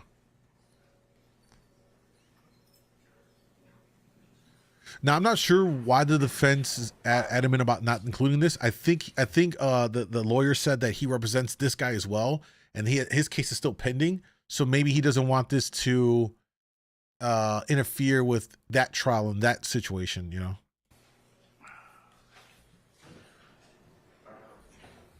She's drunk. She's not drunk. This is the Young Thug trial. 65, that I see where you have that at the bottom, represented by Brian Steele. So we can leave that for the time being. Leave it for the time being because it is what was it was up. I'm going to deny the motion for mistrial, Mr. Steele, but I will go ahead and give a curative instruction to our jurors at this point in time. So. Your Honor, I'm supposed to ask for a re-occurrence report for my mistrial before the next process goes on. I'd like you to do me a courtesy, if you would, and allow me to do that now and preserve the motion for mistrial. You've made your motion for mistrial, and the basis, and I'm going to mark the whole state's presentation as court one for the purpose of your motion, and it will go in as stated. And I have two other issues I'd like the court to just take up. One is just remember, I know you ruled on it, but the state said earlier today that Mr. Williams is contacting through parties that they don't know to pay for other people's lawyers. So I think that couples with that exhibit. And number two, I'd like the court to now order prosecution to give me and anyone else who wants to see it. I need to see respectfully what you ordered last week, all of the displays of the state of Georgia that they have not given to us. So What do you mean by what displays are you talking about, Mr. Steele? I never saw that. I never saw the wolf. I never saw the indictment. You ordered I gave all my displays. I gave everything to the state. I got from the state. Are you talking about using for opening statements, sir? Of course. Okay. Should have been done. All right. Not a good look for the prosecutors, man. Thank you, Your Honor. Two matters, Your Honor. One, the first thing that Mr. Steele has requested of the court regarding the representation that the state made about other YSL members contacting Jeffrey Williams for representation is absolutely and has always been a part of what the state expects will show at trial. I'm going to deny that portion. But to Mr. Steele's point, I'd already made that issue in terms of his particular involvement, and anything you need to let me know prior to that, and I need to rule upon it, and also subject to foundation. Yes. Just like this. So yes. I assume that what you told our jurors is what you expect the evidence to show? Yes? Yes, all definitely. Right, so I'm gonna overrule that part of his objection. What about the last thing you mentioned? And Your Honor, as to the court's directive that we turn over anything or any exhibits or photographs, that was my understanding of the court's directive, that we expect to show an opening statement. As a matter of course, I can again reiterate the fact that it was an inadvertent omission to leave Mr. Steele, at least part of his name on I here. got that, but he's talking about, is there anything else you're going to use in opening you haven't shown to defense counsel? She don't know. He's telling us, Sharing. well, I said that. I told you to do that a week ago. Your Honor, Because here's what I told you was going to happen. She getting her ass chewed. Here we I go. got a jury that's out right now that's being interrupted. And Mr. Williams, you should have made your motion or should have told me about that an hour ago or when you found out about it. Not hijack me at the bench about that. You did what you had to do, but I'm not happy about that. I'm not happy about any of this. He's chewing them both out. Because this is stuff we could take care of before our jury comes in. And that makes you all, lessen your ability as advocates and lessen our ability for this jury to go ahead and get this case seamlessly. This is what I told you all was going to happen. He's chewing their ass out. Have you given them everything you're going to show them during opening statement? Your Honor, I haven't given them all of the word slides. I did give to them What? Mr. Williams objected to. I had given that to them previously. I will give them or share with them the things that have been added as of this evening. And Can you do that over the next 5 minutes? I sure can. Deputy Ingram, Ingram, can you find out if our jurors are ready? Let me tell y'all, right, guys, like, you have to understand in the courtroom context, what the judges did right there is ream their assholes. Pause. That was the legal proper way a judge chews the lawyers out. And him saying that you're not by doing this, you're interrupting the jury, you're not making yourselves be the proper advocates. He's like, you have to understand the verbiage, what he's saying. He's basically saying in layman's terms, y'all make yourself look fuck stupid and not look like you know what you're doing as lawyers for your clients. Like, you're looking messy. So he chewed out the defense, somebody on the defense, when they came up and they interrupted right at the beginning for whatever they went up to the bench for, and now he's chewing her out. So it's already off to a sloppy start, to be quite honest. I definitely think the prosecutor more so than the defense at this point for getting their ass chewed out. This is pretty wild. This is pretty wild. Hey, real quick, y'all, we're going to kill the TikTok stream. So we're on TikTok. Come on over to kick.com/djmoondawglive. Come watch the rest of it over here with us, all right? Are they ready? Are they still using the restroom? I'll send that to them right now as we're waiting. Your Honor, Your Honor, Jay Apt on behalf of Mr. Kendrick, can we have 5 or 10 minutes to review whatever Ms. Love is going to send us? You can take a comfort break, and I'll come back at 10 of 12. And like I said, whatever we don't finish before 12:15, we'll pick up after lunch. Okay? Thank you, Your Honor. Who's talking? Max Sharp. Yes, Mr. Sharp. On behalf of Mr. Stillwell. We've been operating pretrial with the Harvey rule. I want to make sure that the record is clear that we join Mr. Steele in his motion for mistrial, and if Your Honor... I'll apply the Harvey rule unless you tell me otherwise. Okay? And that will apply throughout trial? Yes. Okay, thank you. Unless you tell me otherwise. Okay? All right. Thank you. All right, we're going to be in recess about 10 minutes, all right? So there it is. They're taking a small recess. We're going to skip ahead to that, but that was a really messy, man. Super messy on the part of the prosecution here. Not looking too good at this point. Let's skip ahead here, and I think we will have the jury back in here and all of that stuff. Hey, once this part's done, we're gonna watch the defense side, and once the prosecution side's done, y'all, we're gonna kill the IG stream. So bring y'all asses over to kick.com djmoondawglive. All right, have we concluded our sharing exercise? I told you all that. Judge is pissed, yeah. Go ahead and talk with each other through when we broke. I did share it, Your Honor, as All right. well, if I may, Your Honor. Yes, ma'am. Regarding the court's earlier concern brought to the court's attention by Mr. Williams, Ms. Hilton shared with me what was said on the bench, but as it relates to Cordelius Ryan's post after the murder of Shamel Drinks, that was provided from day one in discovery, Your Honor, and it is not a crime that he is alleged to have committed. We may have put that on a list, out of including things, but what? Your Honor, that is not an intrinsic act in the sense of it being a crime or criminal act, and it is what the evidence is going to show happened, what I have in the PowerPoint, I can show to the court if you like. I sent that to defense counsel prior to today. I think I sent it Friday before 5. But what I have said is that on the day that Shamel Drinks was, I'm sorry, Jamari Holmes, my apologies to the court and to the family members here. What I Shouldn't know what said she's is that talking on the about. day that Mr. Holmes was gunned down, 12 hours after that murder, Mr. Ryan posted on his Instagram account, I bet YSL makes the news.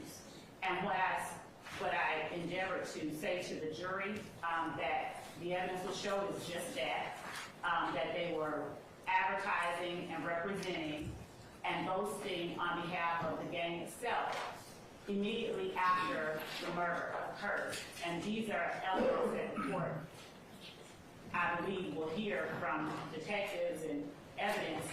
These are the things that the courts have said jurors and the courts should look to in determining whether something is done in furtherance of a gang. And so I would ask the court, I didn't take it out as the court instructed. I would ask that the court allow me to make reference to it. And thank you, Your Honor, for your time. All right, Mr. Williams. Oh, sit down, Mr. App. You can just wait a minute. All right, Mr. Williams. What's your response, madam?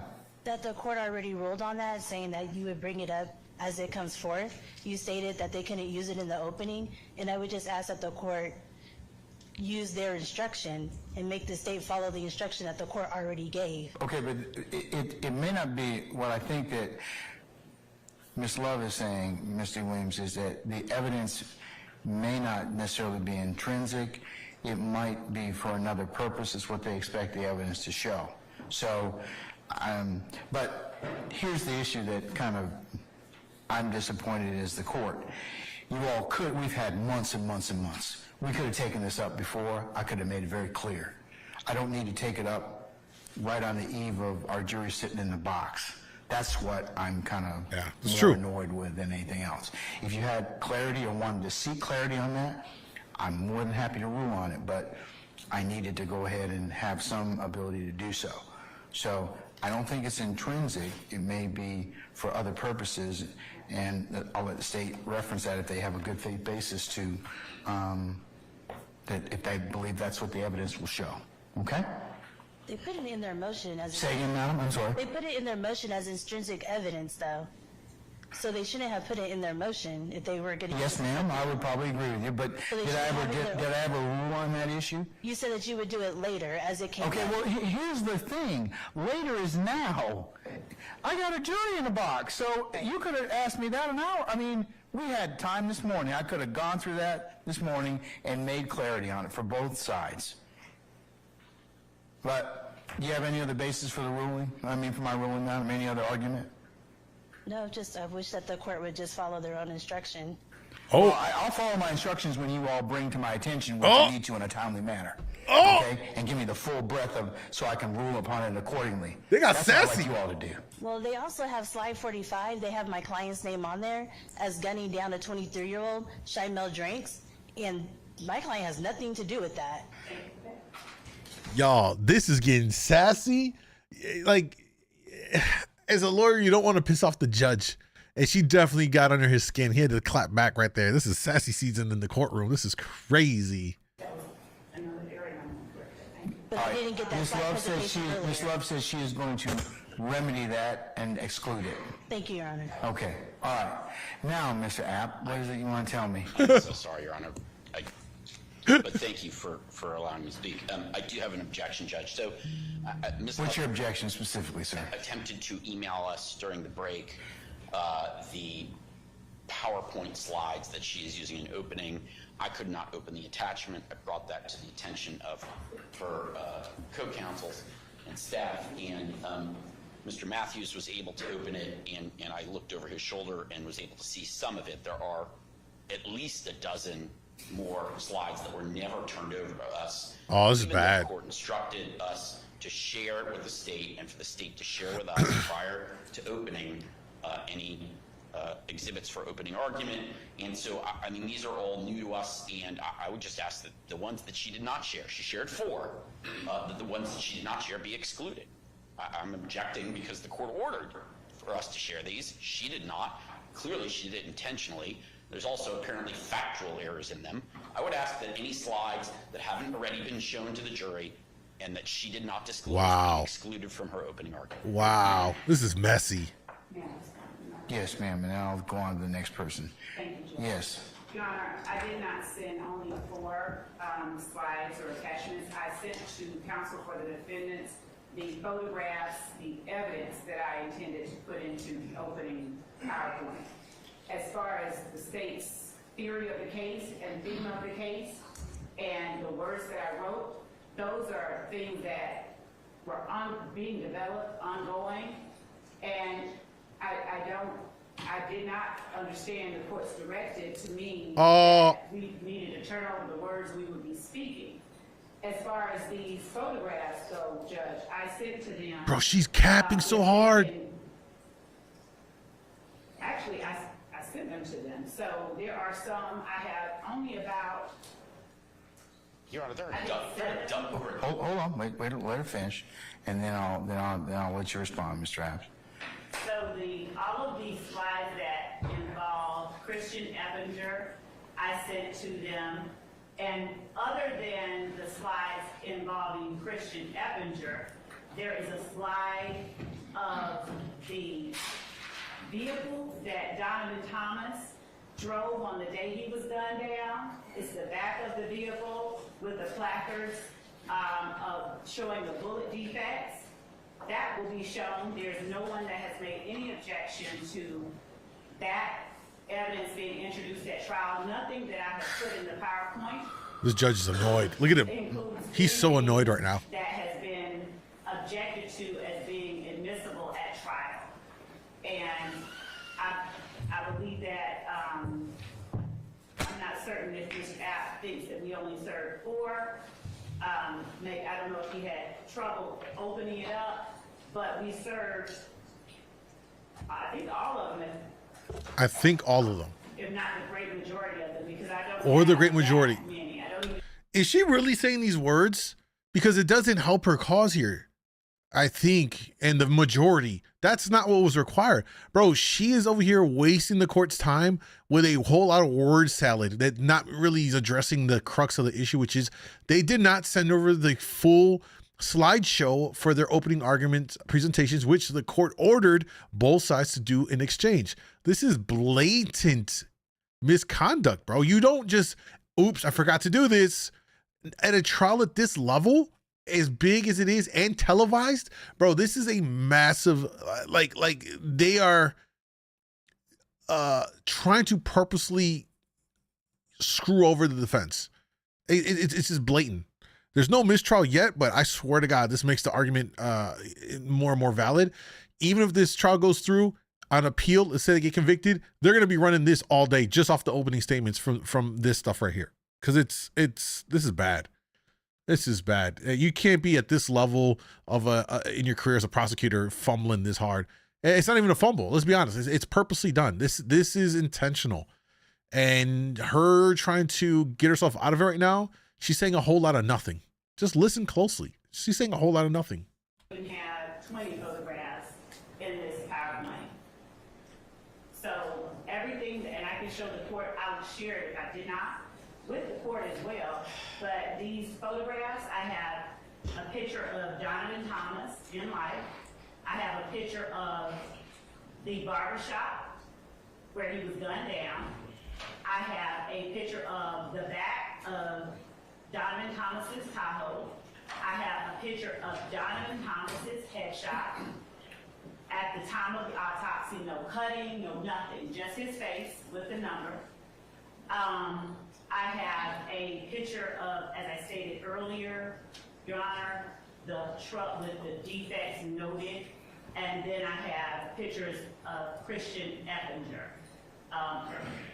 all of which were provided, and that's the extent of it. The majority of the slides have my words, my work product on them. All right, Mr. App, before I go ahead and respond. Your Honor, no one's suggesting that she had to turn over the text of her opening argument, but if she's going to show a PowerPoint to the jury, that is what the court instructed us to share. We're visual exhibits, and that's what she's doing. She's placing it up on a screen for the jury to see. And whether that's her own words as part of her opening as a PowerPoint, or it's just demonstrative, she could have shared it, and she didn't. And she did it.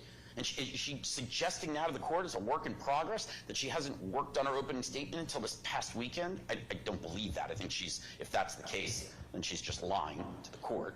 But if that's not the case, and she didn't mean to mislead the court just now, then she could have and should have shared those PowerPoints. As to the photographs, those also could have been shared with prior to opening. If there's, and no one's suggesting they're not admissible at trial. If they're admissible, she can admit them at trial. But to show them to the jury now is part of our opening that violates this court's order that we were supposed to share our exhibits for opening prior to trial, which she did not do. So I think they should be excluded from the opening.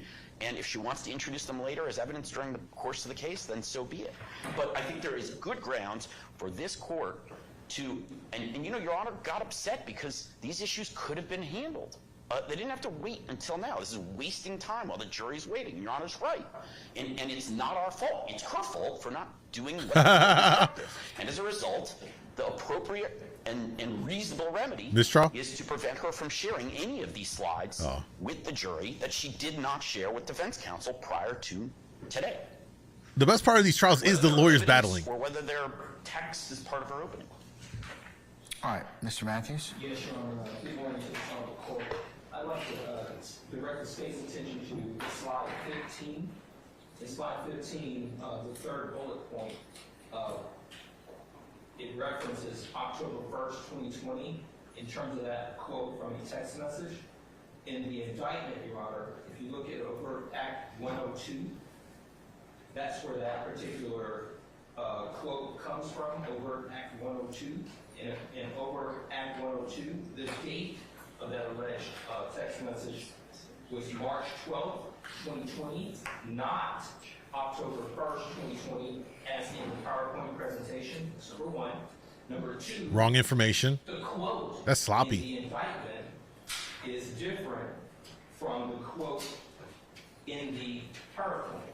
So that's two errors in slide 15 pertaining to Marquez Huey. And then you go to slide 16. This is embarrassing, y'all. This is really embarrassing. Slide 16. She had her clerk write this opening statement or something? That is alleged in the indictment as Overt Act 123. In the state's opening presentation, the date they have is October 1, 2020. But in the indictment, that particular Overt Act is November 16, 2020. So that's a third error in the state's opening slide presentation. So those need to be corrected to mirror the indictment so that it's not misleading the jury and in fact giving wrong information to the jury judge. So I would ask that the state correct that, remove it, or correct it. All right. This is embarrassing, bro. Yes, Mr. Short. Your Honor, on behalf of Mr. Stillwell. Speak up, please. On behalf of Mr. Stillwell, slide number 47, it suggests that Mr. Stillwell is still committing crimes on behalf of the gang even after being indicted on these charges. We began to discuss intrinsic acts and other unindicted allegations last week, but we did not get through it. And my understanding was that anything that you had not ruled upon, we were not supposed to reference or discuss in opening statements. So those are clear references to unindicted charges that we did not get a ruling on its admissibility yet, and I would ask that that just be taken out of the presentation and no mention be made of those. Anybody else? This is all the lawyers are getting up, man. Yes, Mr. Steele. Thank you, sir. If you would look at also number, I'm looking at it now, 48, 49, 53, 54, and 55. That's your prerogative. That's within your zone. That's law. Would the court allow Mr. Steele to repeat those slide numbers? Because what I think that he's referring to is something that I placed in here that the court said during its preliminary instructions to the jury. And it was regarding the court, as a matter of fact, it was the last thing that the court said. And all that I did was put on the slide, judge's law.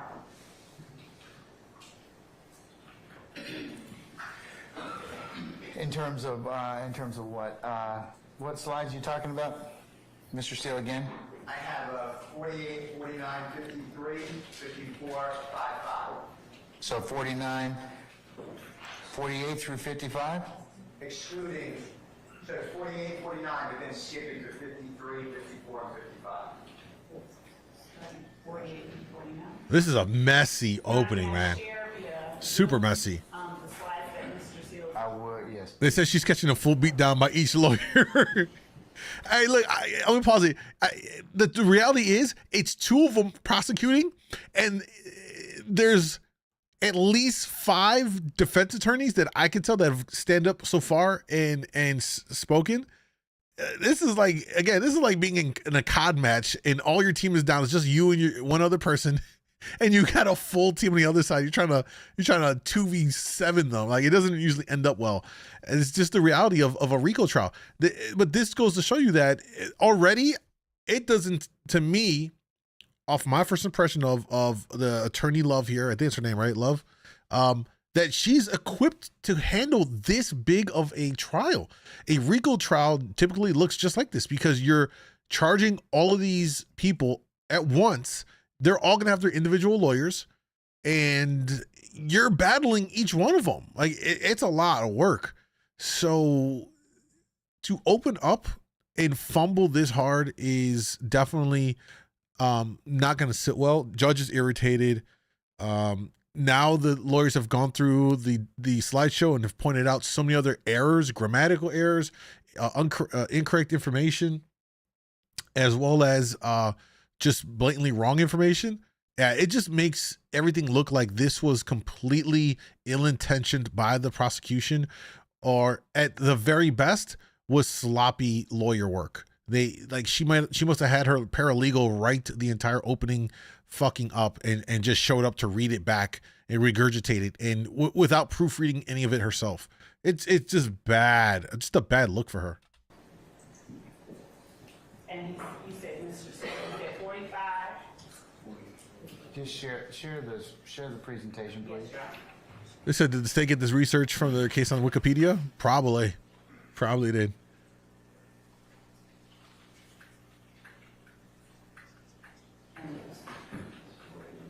This 100% could have been stuff they did prior to the trial starting. This is just, it totally just disrupts the flow and prolongs the trial. Okay, You know. So, Your Honor, I'm showing on the screen slide 48, which is the last thing that the court. Take notes. Yes, Your Honor. All right. And 49. A level of incompetency, yeah. It's either incompetency or just willingful, intentional, It's not 50, sir, 53. you know, bad lawyering, you know, trying to withhold stuff to screw over the defense.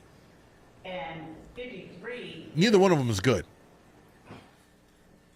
What I expect the evidence is going to show. So I'm going to, in speaking to the jurors regarding the witnesses and the instructions that the court has given them, I'm going to say to them, some of them, as I've already alluded to, some of them may not be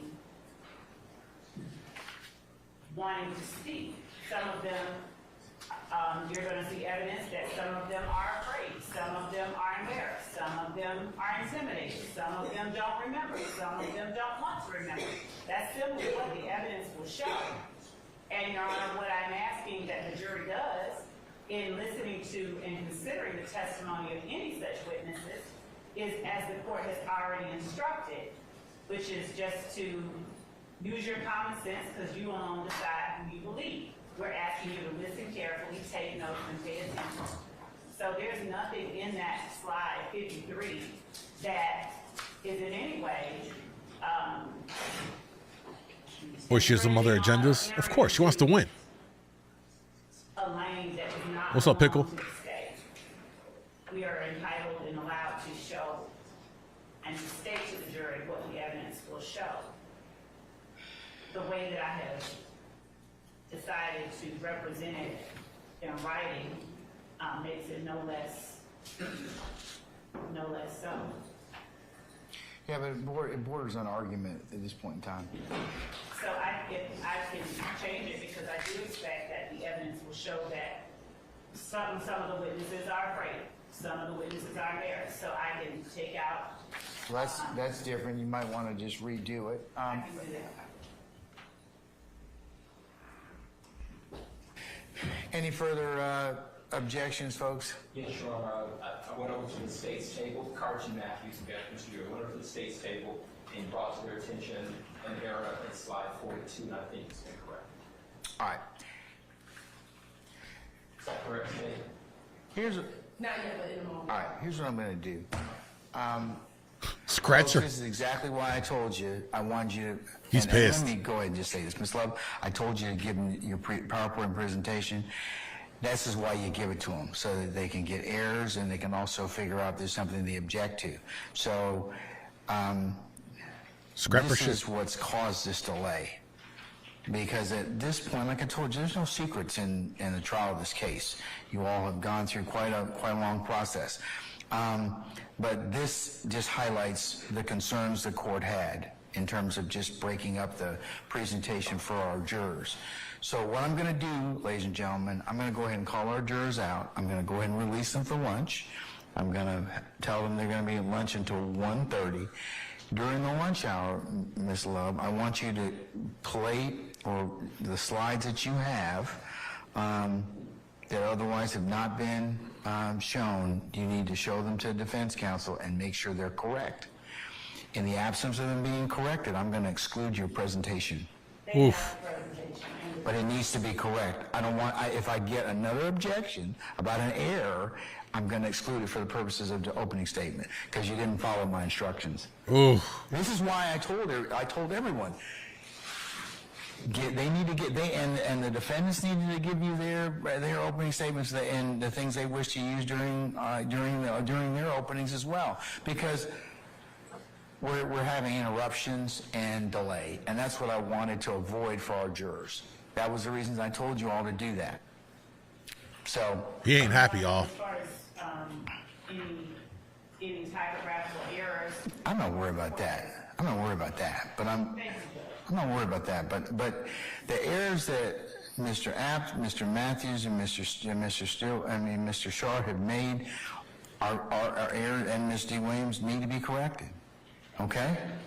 Yes, Your Honor, I will, of course, do it. But everyone else needs to see it so they can be comfortable and make sure that you represented something that what you expect the evidence to show to be correct. Okay? Thank you, Judge. Will do. And Your Honor, I also wanted to point out to the court that He's over it. Even if I misspoke, the court has already instructed the jury and will continue to instruct them that nothing I say is evidence, and if I misspeak or miswrite, But that's not the point. I'm going to tell them that. And I told them that already. But that's not the point. You should be on top of your shit. We can have a smooth and orderly presentation of evidence. Okay? So, all right. Desmond, Sergeant Ingram, can we go ahead and call for our jurors, please? Your Honor, will I look at also number 6-2? You can go ahead and take up that during the recess. Okay? Yes, sir. Thank you. All right. Yo, he's so annoyed right now, y'all. He's so annoyed. And the audacity for the prosecution, Love, right here, to be like, well, just a reminder that Your Honor can instruct the jurors to remind them that anything I say isn't da-da-da-da. That's a cop-out. And he was polite enough to not call her out on that bullshit, because essentially what it is she's just trying to cop out to say, if I just make sloppy errors, don't worry, Judge, you can clean up the mess by instructing the jurors to, not pay attention to that. Like, no, as a professional, you should be mitigating as many errors as possible in a trial. Like, that's wild that she had the audacity to say that to the judge. That's why he kind of brushed her off. Like, I'm gonna do that anyway, but like, you shouldn't even be you really shouldn't be saying this. You should be striving to be on top of your shit. She's just messy, bro. She messy.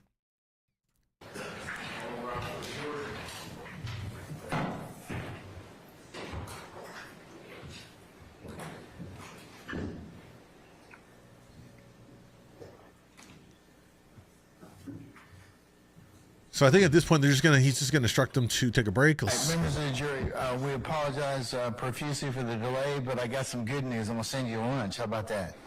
The bad news is I'm not paying for it. So hopefully you all brought something or have made suitable plans consistent with the court's earlier suggestions to you. So what I'll do is at this point in time it's about 12:20, almost 12:25. I'm going to recess you until 1:45 to allow you to take comfort and taking a big long stretch and get yourself something to eat. I would advise you from doing this a while, don't eat too much carbohydrate laden food because you will fall asleep.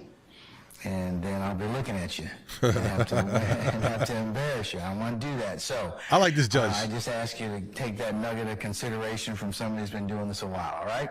But remember my admonitions I told you. Remember when you go out, if you should decide to go out to eat lunch, remember you've got a time deadline you need to get back for, because we're going to try and call everybody out promptly around 1:45 or thereabouts, and go ahead and get started.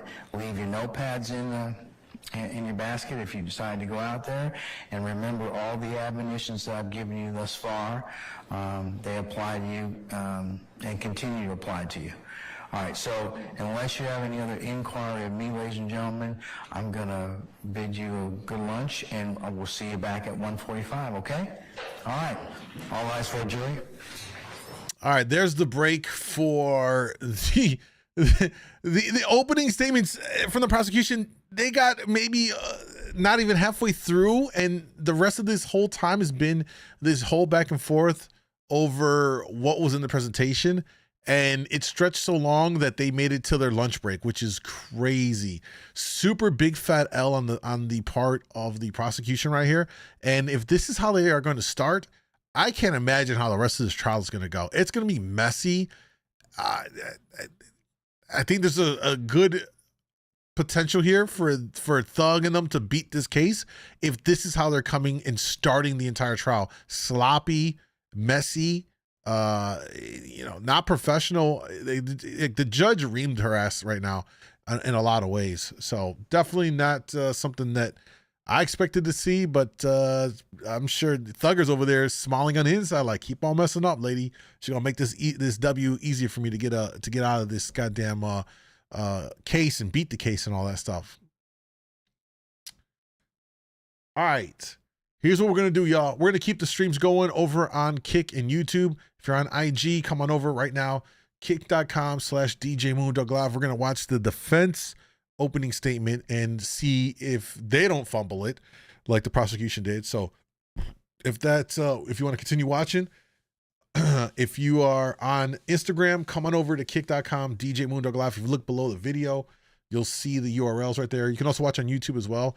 The YouTube channel has all of the live stream highlights. So if you want to watch all the content from the live streams, they get put up there. So you can watch all the body cam video footage, reactions, all the stuff we do on the live streams. All that content's there. The Kick streams is when we get crazy, and come on over. All right. So we're going to kill the IG stream. And we're going to go ahead and pull up the second part of the trial. Live, okay. Let's see, which one's this one?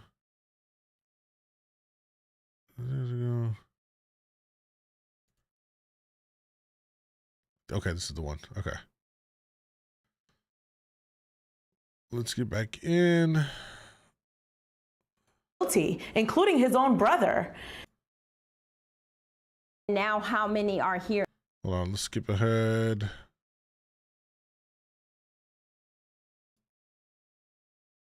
Needs in the PowerPoint itself, they are actually able to access the state's PowerPoint in real time, so they can see any change or anything that we made. We actually took out most of the photographs that we initially included, particularly most of Christian Evinger.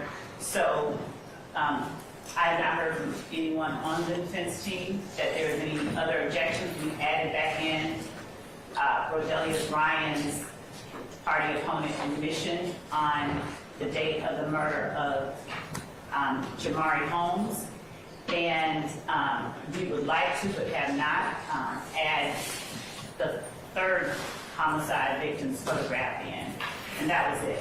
So I have not heard anything from anyone regarding any of the changes. Okay. Do I have any further objection, or are there any further objections to the state's PowerPoint that you all, or changes that you all individually have objections as to going forward? I would propose. Go ahead, Mr. Steele. Your Honor, I understand the court's ruling, previous ruling. Just renew my objection that I think because the state didn't turn these over, they should be excluded. Mr. Steele? Yes, Your Honor, I was unaware that there were changes. I apologize. No one told me that. I didn't get an email to that or text. I told you all to do that during lunch. That was my last conversation with you all before I went ahead and broke for lunch. That's what I've been doing. I've been waiting. I've been right here. In the hallway and in that other room gate. So I understand that the state updated something, and not realize that that's what they were doing. Your Honor, we would that we would be making those corrections. You know, you all don't listen to the court, and it's going to get you all in a lot of hot water. You need to listen to me when I tell you something, and don't rely upon your own understanding. If you have clarification, ask me at that point in time. I'm more than happy to do that for you. But that's not what I told you all to do during the break. They messed up already? These jurors are waiting back there. We are dallying out here. So, you didn't follow my instructions, Mr. Steele. I mean, that's what I asked you all to do. I asked you all to share each. We're already behind to begin with. So. He's pissed. He's super pissed. He's super pissed. Any further objections? Yes, Your Honor, I didn't know that they were changing. Yes, Ms. D. Williams. And on slide 10 and 13, they misquoted the Instagram post. They misquoted it? Yes, they did. It says, I bet YSL make the news tonight. That's not what the Instagram post says. Your Honor, we actually copied the Instagram post into slides 10 and 13. And it does not say tonight. I'm sorry, okay. These guys are like, look at the sheriff right there in the left. He's over here scratching his eyes. I can't believe this shit. He's like, this is gonna be a long day. Look at him. He's rubbing his eyes. He can't believe Anything this. Further? Mr. Shard, did you rise to? Well, I'm just seeking on behalf of, I think, everyone in this back row, we're seeking clarification. Is the state saying that the same link that they sent earlier before the changes will now show an updated version? In fact, it does. It has on every other person's computer who has this PowerPoint. And at the appropriate time, we would, Mr. Sharp shared his PowerPoint. We were able to see it, and the state has objections to the argument slide in Mr. Sharp's PowerPoint that we would like to address before we're in front of the jury.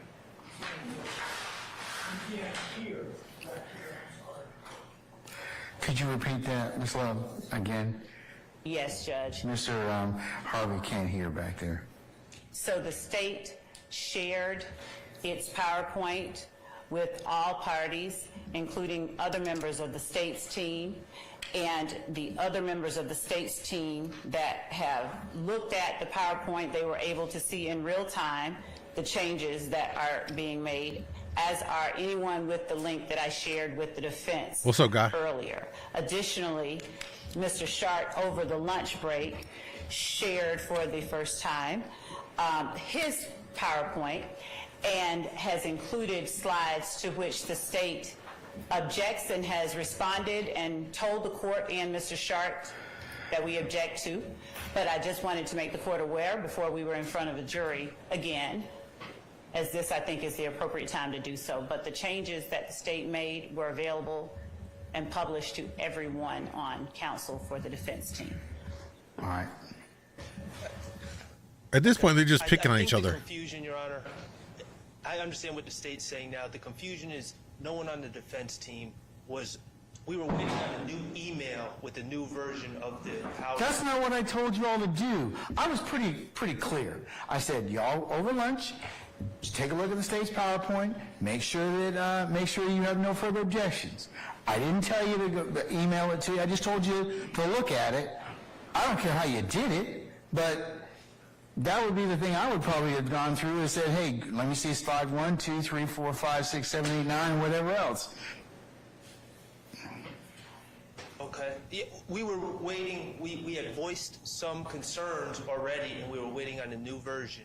And I'm just explaining, Your Honor. I don't think anyone was aware that it was being edited on that old link. I think people were waiting on a new version of the PowerPoint.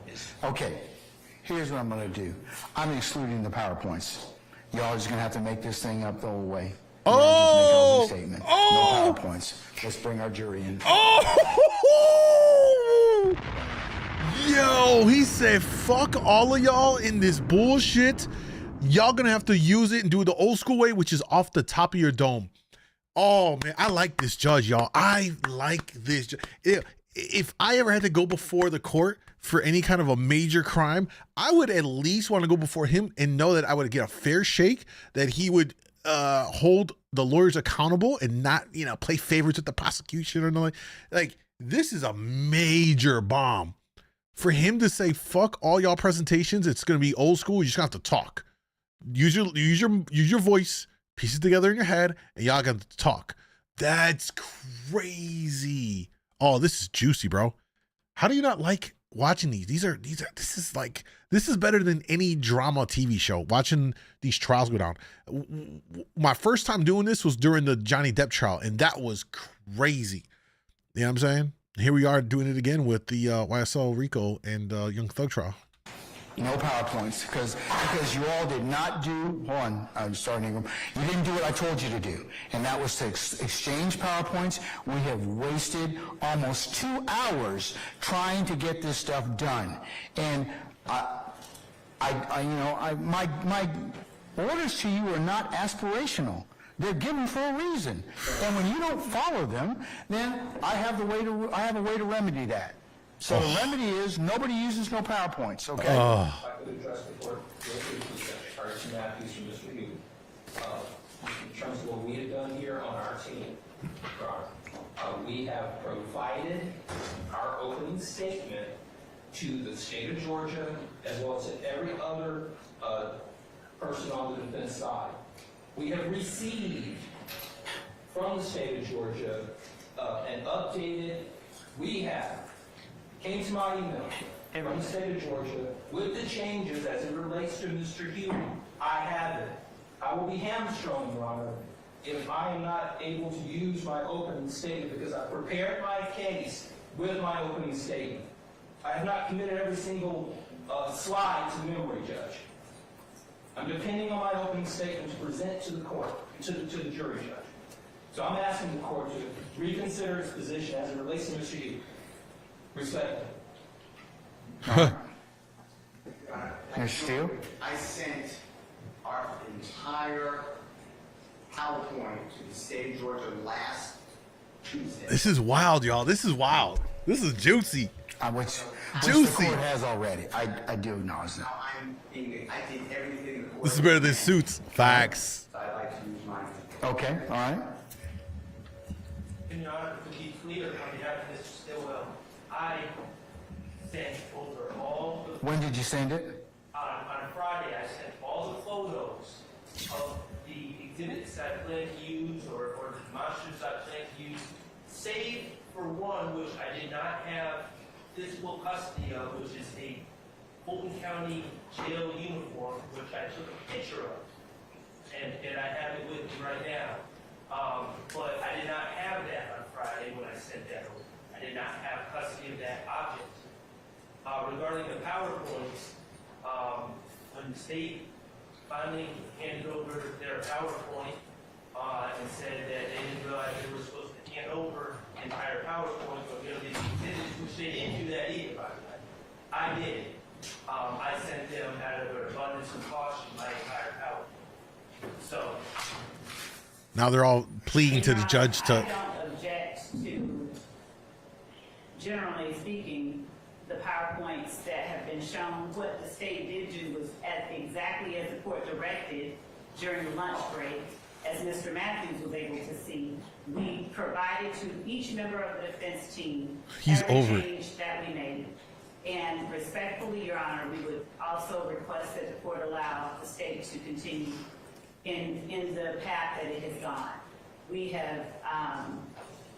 have complied with the court's directive. No, you didn't, actually. The court's directive was you were supposed to turn this over way beforehand, because then we could have corrected these issues. She's the and reason not for this. Spent 2 hours Yep. in doing this. She's the reason. I'm deeply disappointed in, because this is exactly what I told you all was going to happen, was that we are going to end up dealing with a lot of objections. And I mean, I don't mind dealing with the objections, but I got to have time to do so. So that's why I told you I had to start having this discussion with you about a week, almost 2 weeks ago. Mr. Steele brought that up, saying, hey, go ahead and turn over your PowerPoints so that we can go ahead and, if the court mentioned, have as smooth as an opening statement as we possibly could. That, obviously, very few people adhered to the court's instructions, and we find my words to you a self-fulfilling prophecy, meaning that we are still dealing with this particular issue, and our jurors are waiting on us. Damn. Your Honor, we have, as well, as I stated, Why does she keep trying to talk? It's her fault. He basically just said, this is your fault. All of this right now that I'm dealing with is your fault because of your shitty presentation, and you didn't send it to all the defense lawyers. The photographs we intended to use When did you provide them? Friday before 5, Your Honor. The language that is in the PowerPoint are the words, our opening, our things. They all have that. Everyone has that. I don't believe that there is a general objection to that. Every objected to portion of the PowerPoint that the state has, Your Honor, has been modified to address those objections. And we just ask the court to allow the parties to proceed as we have been proceeding with respect to all of the lawyers. Basically, all of the lawyers don't want to not have their presentations be used. So it's interesting that I guess we're at a point now where lawyers rely on slideshows for their opening and potentially closing statements. I'm not sure. I thought it always used to be like you would just go off the top of your dome, or you would like rehearse something and tell it, but they're just regurgitating stuff that they put together on a slideshow, which, you know, whatever. statements. Additionally, Judge gonna catch a case with her. I am not objecting on the basis of anyone having given the state the PowerPoints today. I'm not objecting as it relates to when anyone gave us the PowerPoints. I only objected to these photographs that were provided to us just a few moments ago on the basis of that they were argumentative. And I wanted to bring that to the court's attention. If the court decides that they stay in, even though they're argumentative, the state has, you know, we can get past that quite easily. We would just ask that the court allow the parties to proceed as we have. Are you referring to the? I'm in possession of 2 emails with photographs. While marked as the next court exhibit in order. One of them is it has the subject of the state objects to arguments contained in Shannon Stillwell slides below, and I have a couple of. It has like 3 slides. Yes. I'm marked as the next court exhibit in order. Mr. Sharp, why don't you believe this is objectionable? It would seem to me it's got pictures of a couple of folks here at in our facility, and a picture that's probably more prejudicial than probative, and it has somebody that's purports to be an inmate. So why wouldn't that be? Steve said, Chat GPT, provide me an opening statement. Go. I'm not seeing the email. I see True. an email saying the state objects to use of these photographs during opening. It's got your 4 slides, state's key witnesses, Nicholas Robinson, and then Nicholas Robin, a.k.a. Spencer Wright. Those are 3 that I'm looking at. It's not showing that on my email. I'm seeing 2 pictures of jail. I got that one too, which I'll mark as the next court exhibit in order, and that's the 2 pictures that you referred to. And it has the state, subject matter is the state objects to the use of these photographs during opening. Could I see what we're talking about? Because I don't have it on my email. Sure. I'm not seeing it. Super messy. Imagine being in court all day just to make no progress, bro. You literally waste the day of your life. You know what I mean? Literally waste the day of your life.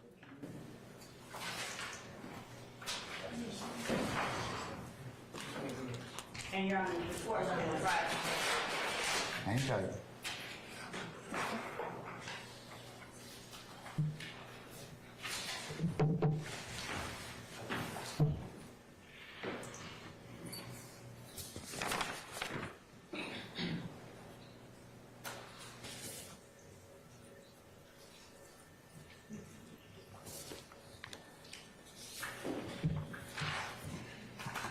Oh, I just realized on the cameras they got some defendants locked up in a back here on the cameras watching.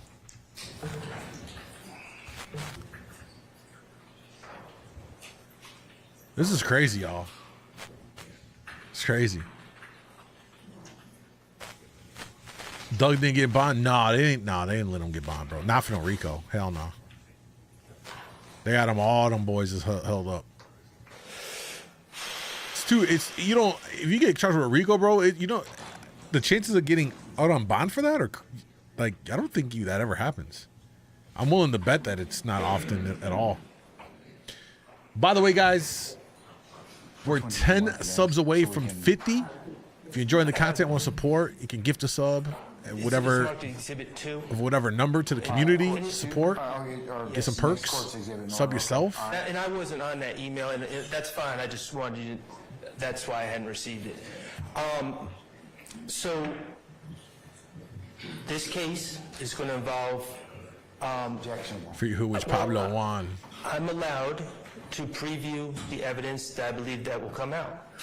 I not only believe, but I know that several of the witnesses in the case, which I'm going to discuss in opening, became involved in this case once they were in the Fulton County Jail. They were jail inmates, okay? Now, I'm allowed to preview the case in that way. To the extent, if the state has a particular argument or objection to one of the photos, then we can talk about that, but, okay. Court does. Well, I can alter I mean, so what is it you want me to alter, Your Honor, to avoid the picture? And if the state doesn't have any objection to the you saying anything about any other witnesses in custody, then that's certainly within their purview. Well, the case law, as I understand it, allows us to preview the case and let the jurors know in advance that witnesses were in custody at the time they made statements. That is completely appropriate as under the law as I understand it. Now, if there's a problem with the pictures, as I said, Your Honor, I will remedy that. That's not a big deal. I think well, I would ask that you take the pictures out. Okay. Okay? That's fine. What about the argument in the pictures seem to be, and that would solve that issue. So what about the other issue about the slides? Well, they also said this Nicholas Robinson one. I'm not sure what their objection is. I will be letting the jury know, which will come out in evidence, that a man who claimed to be named Nicholas Robinson was arrested on October 19th, 2015. He's an important witness in this case.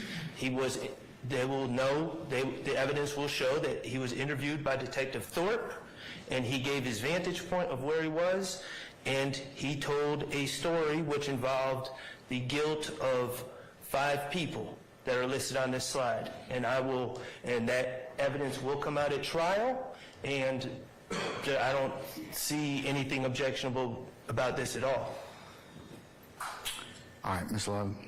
Judge, I don't object to Mr. Sharp telling the jury the words that he has shared with the court. What I object to is the imagery that is depicted in the...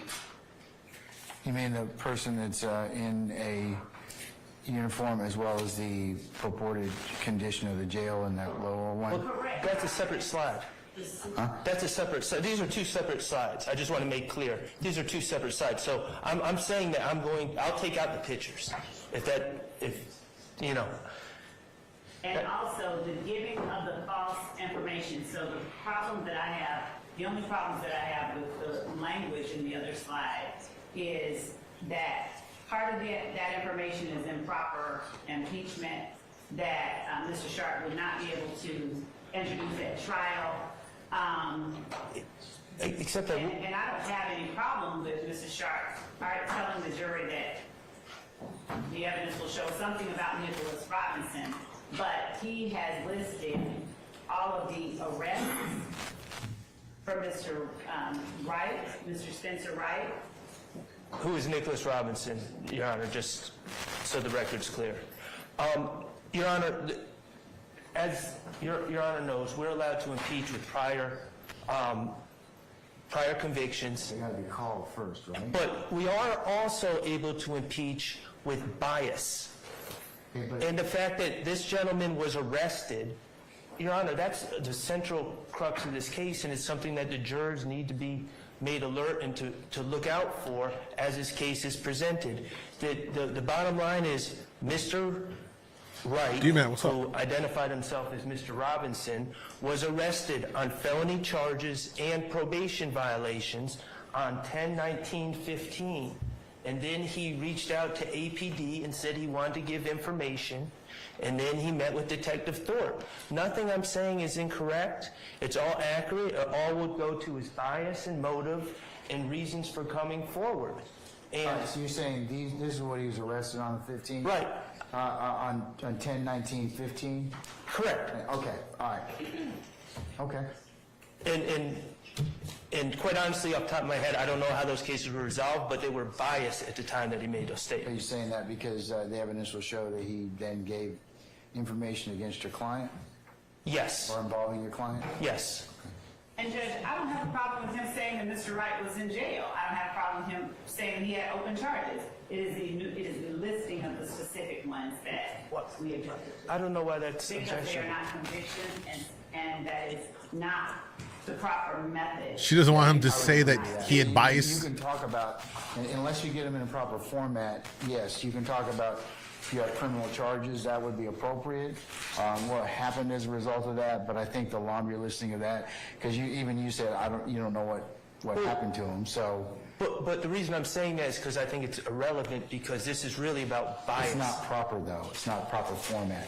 Bias is fine. You can talk about the... But he had the bias because he was facing these... Certainly, if someone's arrested for murder... You just can't mention the individual charges themselves unless they're in the proper format. I understand. But my only point would be, Your Honor, certainly if someone was charged for jaywalking, arrested for jaywalking, and someone else was arrested for murder, the bias, the level of bias would be different. So, okay, but what does that have to do with them not being in proper format, though?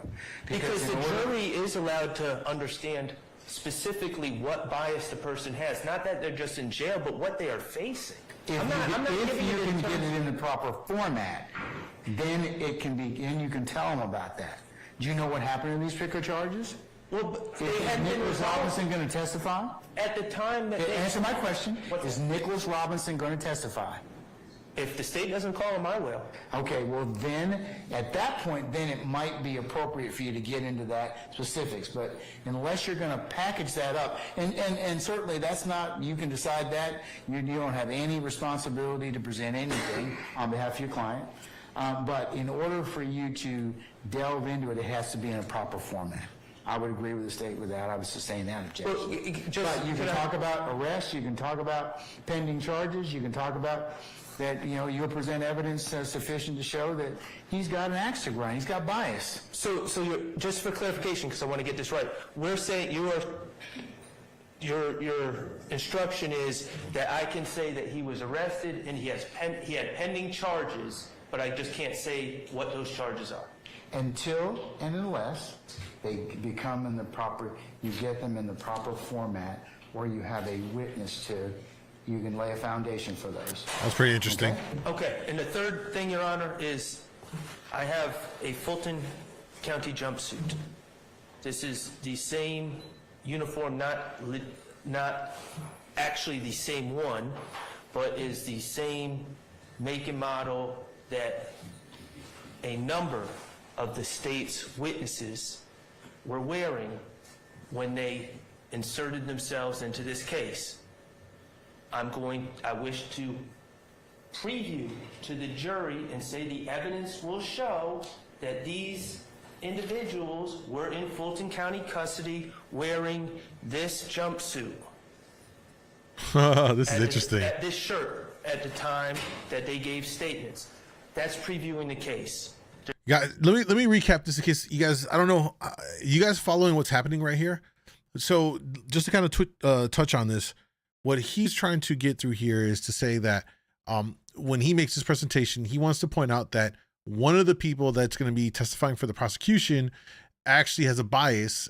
Essentially, he was arrested and they cut him a deal in order for him to testify against YSL and Thug and all that stuff. And the defense lawyer for one of the guys wants to make it clear that, or what he wanted to do was to present it to the jury and say that he's testifying because there's an inherent bias for him to do it, right? They gave him less time, right? They offered him a linear sentence or whatever the case may be in order for him to come forward and then give this information, which then they can put some doubt maybe in a juror's mind that, oh, what are the real intentions here? Because you're trying to save your own skin. So are you capable of just saying whatever?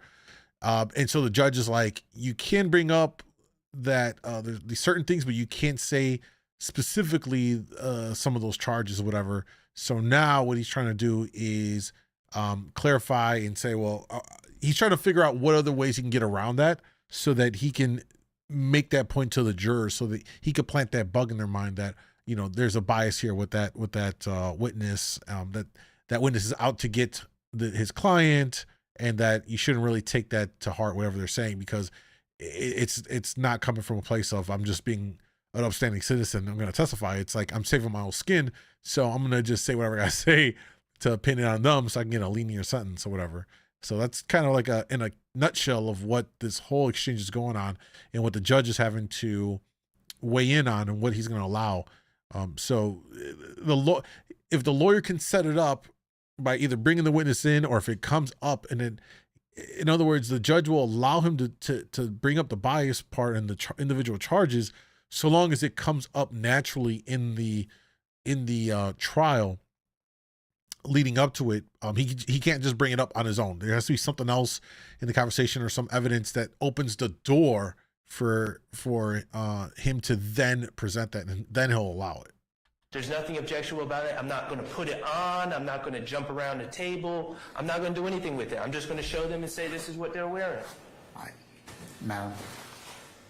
Judge, I think that is appropriate for argument, but I think that saying and making certain Mr. Sharp can tell the jury that the evidence will show they were in custody, all that, but that, I would argue, would be more appropriate for a closing argument, and that is argumentative. I believe it is appropriate for a closing argument, but I think it's also appropriate for an opening argument, and I'm allowed to use demonstratives to try to get my point across to the jurors in a way that will stick in their mind, because we all know that they're going to be listening to 15 hours of or 10 hours of opening statements and 6, 9, whatever of testimony in this case. All right, I'm going to sustain that particular objection and also remove the ask you to remove that picture of what purports to be I think it's a cell or something like that. So remove yes. So yes. Remove the pictures and lose that for the time being. Sure. For the time okay, and take off the specifics. Take off specifics. Okay. All right. Thank you, Your Honor. All right. Okay, Your Honor, hold on one second. You did it. Oh. You did it. Mr. App, have your client put on his shoes. Just no, one of the guys took off his shoes, just chilling. Anybody else?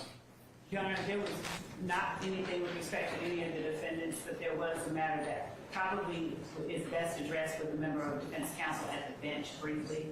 It is a short matter. Okay. All defense counsel? Either one, it doesn't matter. It's not subject. All right, put your headsets on, please.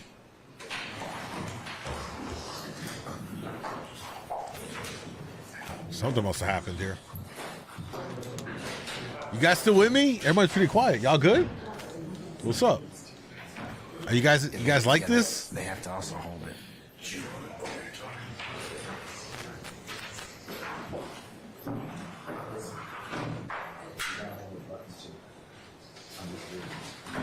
We here? Okay, just making.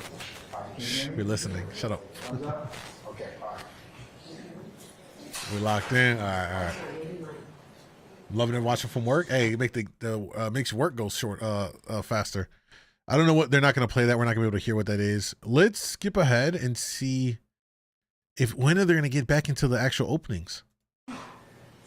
Okay, so is You it? must remember in any way that works for you what they said on Wednesday. That's fine. Okay. And use whatever memory aid you need, just not to remember what you heard, but to remember Why is it who hard for you to said get it, into how it? credible you found them to be when they testified, or some words to that.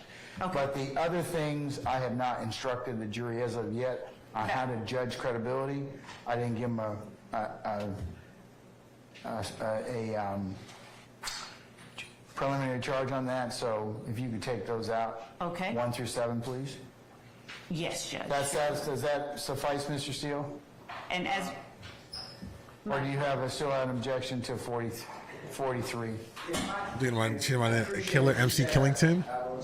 Yo, you change your name to that. Everyone here it'll forever be like an inside joke that people here today will only get because of the whole fact that you brought up that you beat a murder case. That's crazy, dog. That's crazy. Prosecutor opening statement, this is Johnson versus State 261 Georgia Appeal, 98 Division 6C as in collect. Charlie. And Charlie. No, just one, Charlie, okay? Just one. We gave you the military alphabet. It's on your desk. No, I have it. That's why I say and Charlie. I only want the military alphabet, okay? The letters not right. I know. A very sweet lady, okay? All right. So. But it says the prosecutor's opening statement should be limited to what the prosecutor expects in evidence to prove a trial. So I don't see why the law is coming into their opening statement. That's my objection. I removed 41 and 42. for clarity's sake, Your Honor, I did and have been editing as the court has directed. So my 41, because I took out a whole slide, may be different. For clarity, the one that the court is referring to is 41. Is that the one where we are saying your assessment of a witness's credibility, blah, blah, blah, blah, blah, all of that? Blah, blah, blah, blah, blah. No transcripts in the She's so jury room. professional. Okay. I've already told them that too. So Irish, why what's don't up? you I've been, just I'm do good, this? bro. I can take that. Why don't you just take, your last slide can be take notes. And you can tell, I think that what you told them, what would be more than proper argument would be, hey, remember what the court told you, and take notes in a way that works best for you, and use whatever memory aid you need, and remember, that would be more than appropriate, and I think would not be objectionable. So I'm also taking out the one that says, please pay attention. Is that what the court has directed? Because I'm going to hit delete if it is. Yes, I would take that slide out, okay? Okay. Anything else? Can we call for our jurors now? Please. We move about 45 or the old 45. Oh, all right, let's skip I don't ahead. have the old 45 to come out. Guilt and innocence. And I would object to any phrases that use the term guilt or innocence. I object the use of the phrase, the purpose of a trial is to discover the truth. No, it's not. The purpose of a trial is to determine whether the state proves beyond a reasonable doubt the allegations in the indictment, so I will object to that. I object to the fact that the court, I believe, is going to allow the jury to frame questions to provide to the court.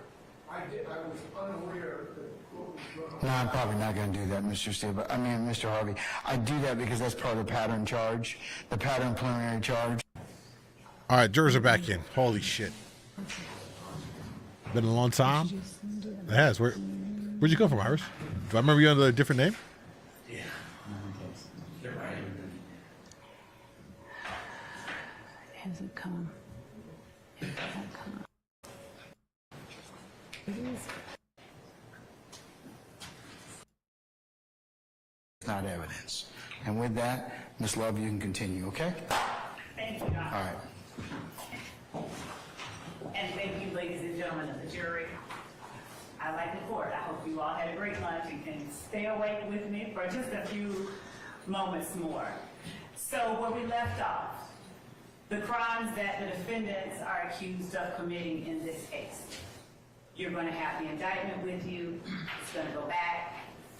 A listing of them include the following: conspiracy to violate the Racketeer Influenced and Corrupt Organizations Act.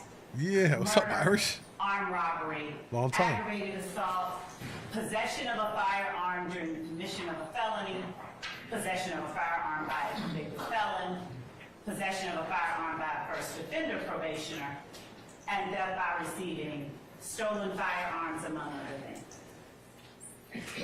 This list is not exhaustive. You will have again with you the indictment, and you are to consider as the state met its burden. So breaking it down, the evidence is going to show that the defendants, when we say conspiracy, it's nothing elaborate. It's a legal term, which simply means the evidence is going to show that the defendants had an agreement. There will not be a written contract presented to you. There will not be a letter signed in blood by any of the defendants. But what you will see evidence of is the defendants' actions, their presence, their companionship, their conduct, before, during, and after a long list of crimes. And what you will see is that the defendants weren't always convicted of these crimes. Sometimes the state no-prossed or dismissed charges. Sometimes the police never brought formal charges. But what the evidence She threw the police under the bus. is that the defendants did commit those crimes. And when we're talking about a conspiracy, an agreement, just an agreement, unspoken agreement, we're going to participate in YSL through a pattern of racketeering activity. That's another large word that is used in the legal community, but regular folks, myself included, just don't generally tend to use it. Racketeering activity is nothing more than certain crimes, the crimes that are listed out in the indictment. You will see that, and the court will instruct you, I expect, that those crimes constitute racketeering activity. She can't even explain it to him. She's just pushing it off. And as I stated before you all broke for lunch, a conspiracy requires just one overt act. So you will see evidence of several overt acts. Several acts that were done by these defendants and by unnamed and unindicted people as well, to further the interests, to further the goal of the conspiracy that the defendants participated in. You will see overt acts meant to establish YSL's dominance and control. You will see overt acts meant to gain illegally access to money and wealth and property that did not belong to YSL. You will see overt acts, steps taken on the part of various individuals to act to protect the group as a whole. Steps that have nothing to do with a recording label.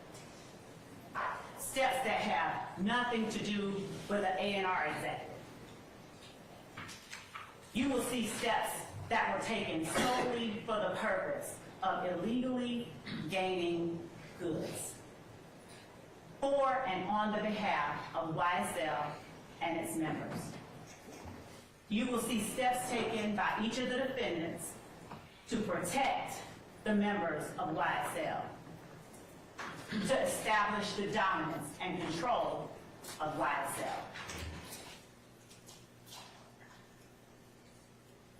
Moving from Cali to Texas. Nice, man. Congrats. In what I expect, Life's been good. the court will tell you How do you give me a picture on Insta? in the You just give me a evidence picture will on Insta. suggest that any of the defendants had to be convicted Or Discord. Put the Discord link up, y'all. Join the Discord. It's where all the community hangs in out. order for you to see that they actually had an agreement.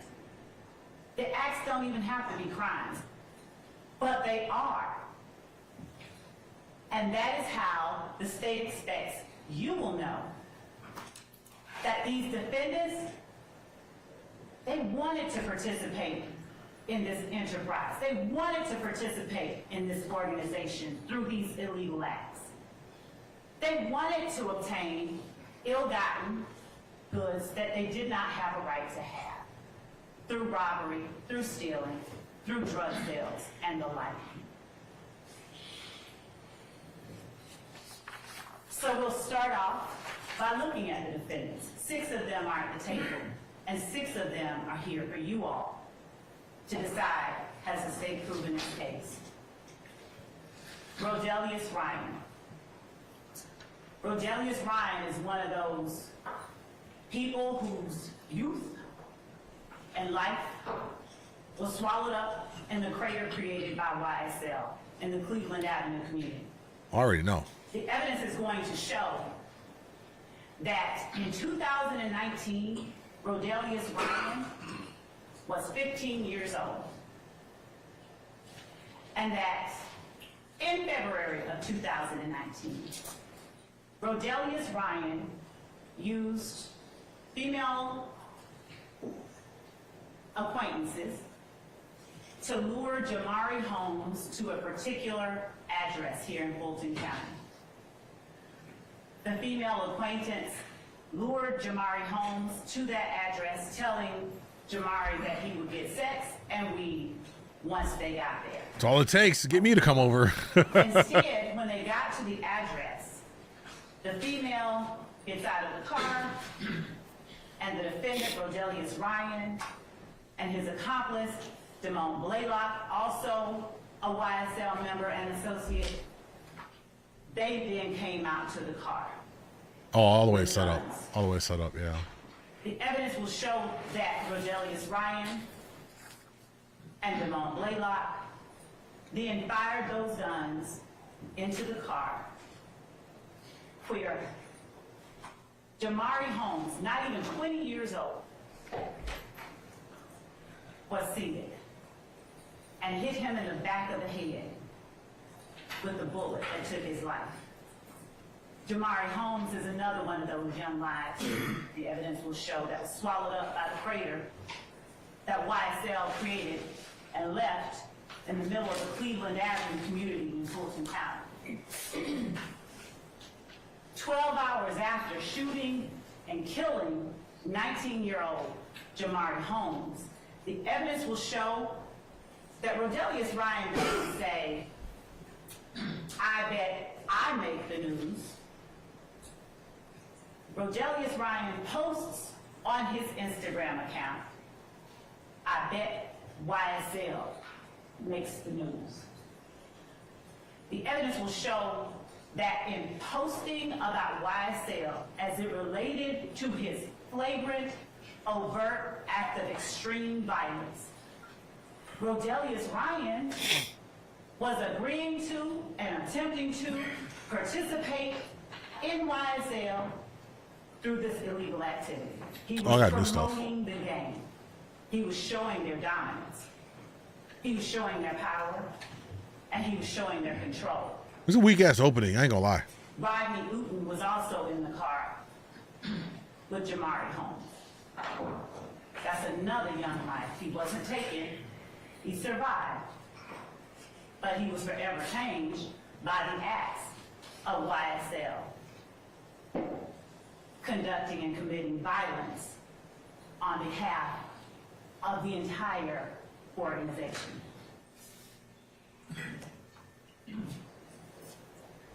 And in case it hasn't been lost on you, Rodelius Ryan's Instagram handle that he used, Slime Business Rod. Because as the evidence will show, slime is spoken and used to signify doing someone dirt. And Rodelius Ryan is proudly proclaiming his association with YSL as he talks about and as he promotes the game itself. Rodelius Ryan's accomplice, another YSL member who's not here today, but who is a co-conspirator.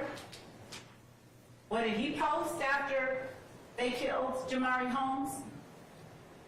The evidence will show that djmoondawg didn't say friendship over females. He didn't say laylock over buddies. He said slime over sluts. Slime over sluts, while posting a YSL gang hand sign with the caption, slime over sluts, a green heart emoji, and a green snake emoji, which I expect the evidence will show are the common identifiers associated with YSL. They're the identifiers. Do you know how many people use the green heart and the goddamn green snake emojis? Like, so everybody is goddamn YSL. Oh, I guess we YSL around here. And slime over sluts is no different than saying bros before hoes. Let's just keep it a buck with that. You know what I mean? Like, this is such a reach. It's such a reach. You know what I mean? It's just a lingo. Ain't nothing there. Imagine getting hemmed up for saying bros before hoes. You know what I mean? That they use to announce and project themselves to the rest of the world.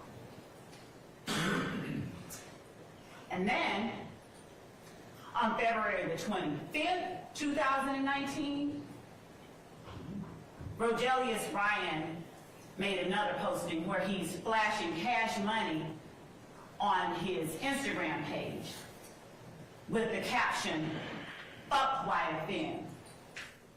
YFN being a rival criminal street gang. The evidence will show that none of this was a part of what anybody has to do to be a part of a record label.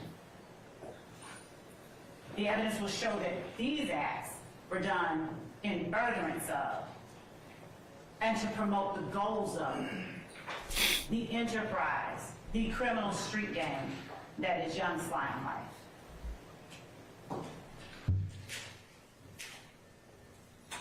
And what did the paper say?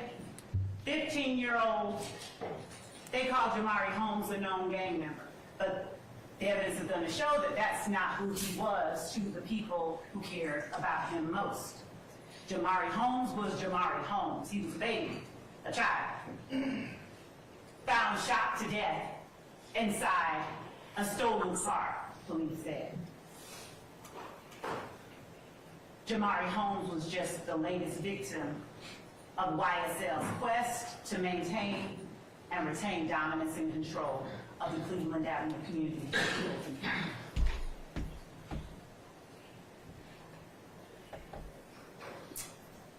Again, Rodelius Ryan didn't post, "I bet I make the news." He said, "I bet YSL makes the news." Marquavius Hewitt, he's also on trial for you to determine whether the state has met its burden of proving he committed the acts that are listed in this indictment. Marquavius Huey showed his agreement to participate in the activities of YSL through a pattern of racketeering activity. He showed his willingness to commit acts on behalf of the gang through his actions. The stolen handgun he had, that was the property of Jeremy Smith. Because as you will see throughout this trial, stolen handguns will become a reoccurring theme. There's no need for a legitimate organization not comprised of people committing crimes on behalf of the organization to have all these stolen handguns. Everybody has a right to have a gun, so if you're legitimate, just go get one. But the evidence will show that in this case, YSL members, stolen handguns every time you turn around. And not just stolen handguns. The evidence will show that most recently in May of 2022, where some of these defendants were found at the home of Jeffrey Williams, their leader, it wasn't just stolen handguns that YSL dealt with. It was machine guns. You'll hear evidence that at the home of Jeffrey Williams, in addition to the pharmacy full of drugs, that there is a gun with a switch that allows, with one trigger pull, 10 times more bullets to come out at a time than if you just had a regular gun.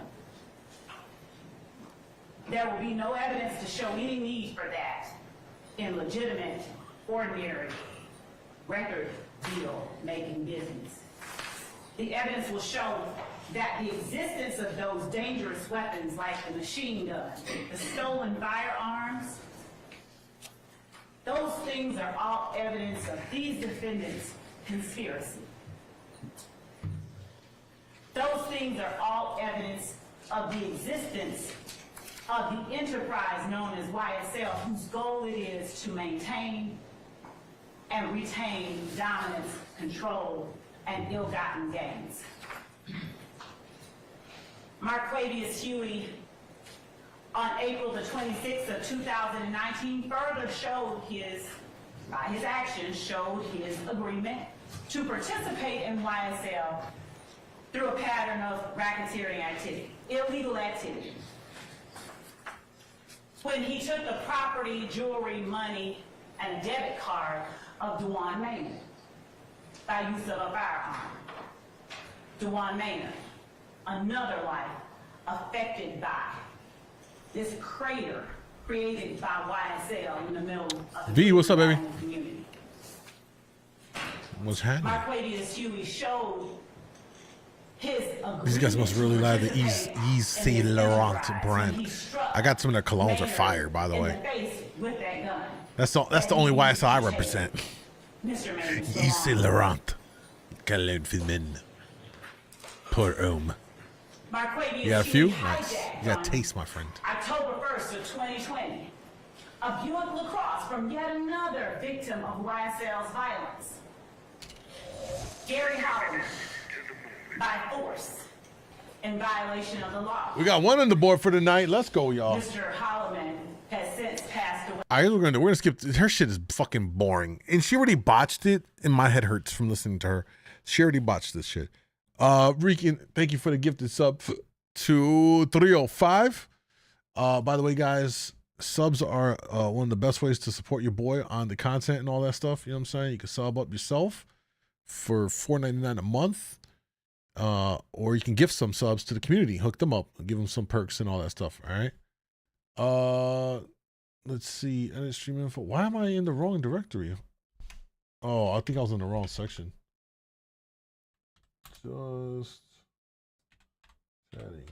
I must have had a goddamn staff member come and change my shit. Hey, say what's up next time at least. Fuck. Like, give me a reach around over here. Changing my shit without saying hello. I feel violated. All right, let's do this. Set that up. Cool. And where we at right now? We got okay, 41. We're at 41. Can we hit fucking 50 tonight, y'all? Boy's trying to climb back up after I was out sick for like damn near 2 weeks. All right, let's continue. Sup Moon passing by. Oh, you just gonna hit it and quit it like you normally do? Damn, she be too busy for us these days. Damn. All right, let's skip along. I think They willingly participated in these activities. today was only the prosecution. In the end,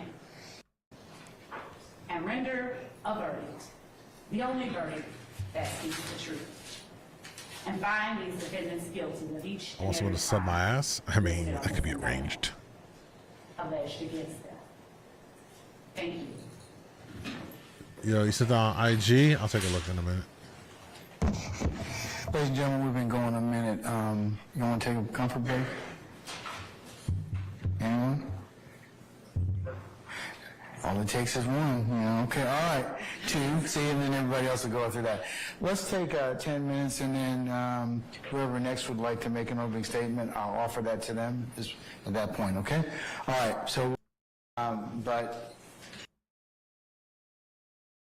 to speak, to put those papers on in front of the jury. And my understanding was from Mr. Steele that there was a conversation with Captain Kendall last week that a lectern, which is in the hallway, would be allowed to be placed up there so that then those papers could be used. I understand now there's some disagreement or understanding about whether a lectern that's out there can be used or not. I wasn't involved in that particular conversation, but I want to say that also, in order for us to for you to be heard, my suggestion is you probably use the podium. And there's plenty of room on the podium, that particular podium that's immovable. And it's also got a microphone. And you're welcome to walk back and forth, so you can walk around the well. I'll give you permission to do so. You won't bother me. So I can tilt this? There's a sign on do it. not move. Do not move. Do not. Yeah, because it's part of our evidence presentation system. Well, there is a lectern on wheels that's 20 feet away from here that if we could just move it into the... Well, you've also got the challenge of you got some jurors there available. So jurors that are sitting there closer, so I prefer you not do that, okay? You have to do the best you can with the table you have. Like I said, you can walk around. You can even put some of your stuff on the edge of the state's table if you'd like to. And also, related to that, if there's anybody in the media that is zooming in on any of the thing that's involved on any council table, please do not do that, okay? If you are, don't do it. So just please, just wanted to make you all aware of that, all right? So, Mr. App, if you'd like to. Let's pause for a second. Catch up on some chat stuff. And I gotta piss like a racehorse right here. Gotta run down to the bathroom, pull out that motherfucking anaconda and drain it real quick. CrossFit's good. Yeah, I was in the gym today. We did really good in the back exercises and stuff like that. And I'm gonna go back tonight, doubling up. We'll do arms and biceps and triceps and stuff like that. Hey, here's what we're gonna do. What's the time? 9:20. It's still early enough. Cool. This looks like, how long is it gonna take? 42 to... Fuck, another hour?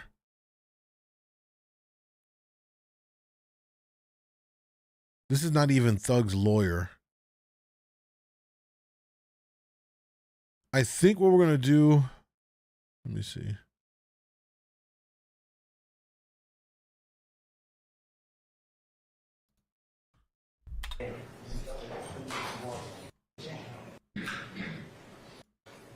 He's been accused of the murder of Donovan Thomas in 2015. He is not guilty. He's been accused of a murder of... All right, so what we're gonna do, we're not gonna watch this. This is some of the other ones. We're gonna do the defense opening when it comes to Thug, which is probably gonna be tomorrow. We'll cover Thug shit. We'll probably go watch this on our own time if you want to watch it to get the full context. So we'll do that. I think what we're gonna do now though, is we're gonna kill the YouTube stream. So if you're on YouTube, come on over to kick.com, djmoondawglive. I appreciate you guys that are watching over there. Much love. I'm gonna message my editor Jason and get the stream highlight from this botched opening from the prosecution up. Again, if you're on YouTube, come on over to kick.com, djmoondawglive. All right.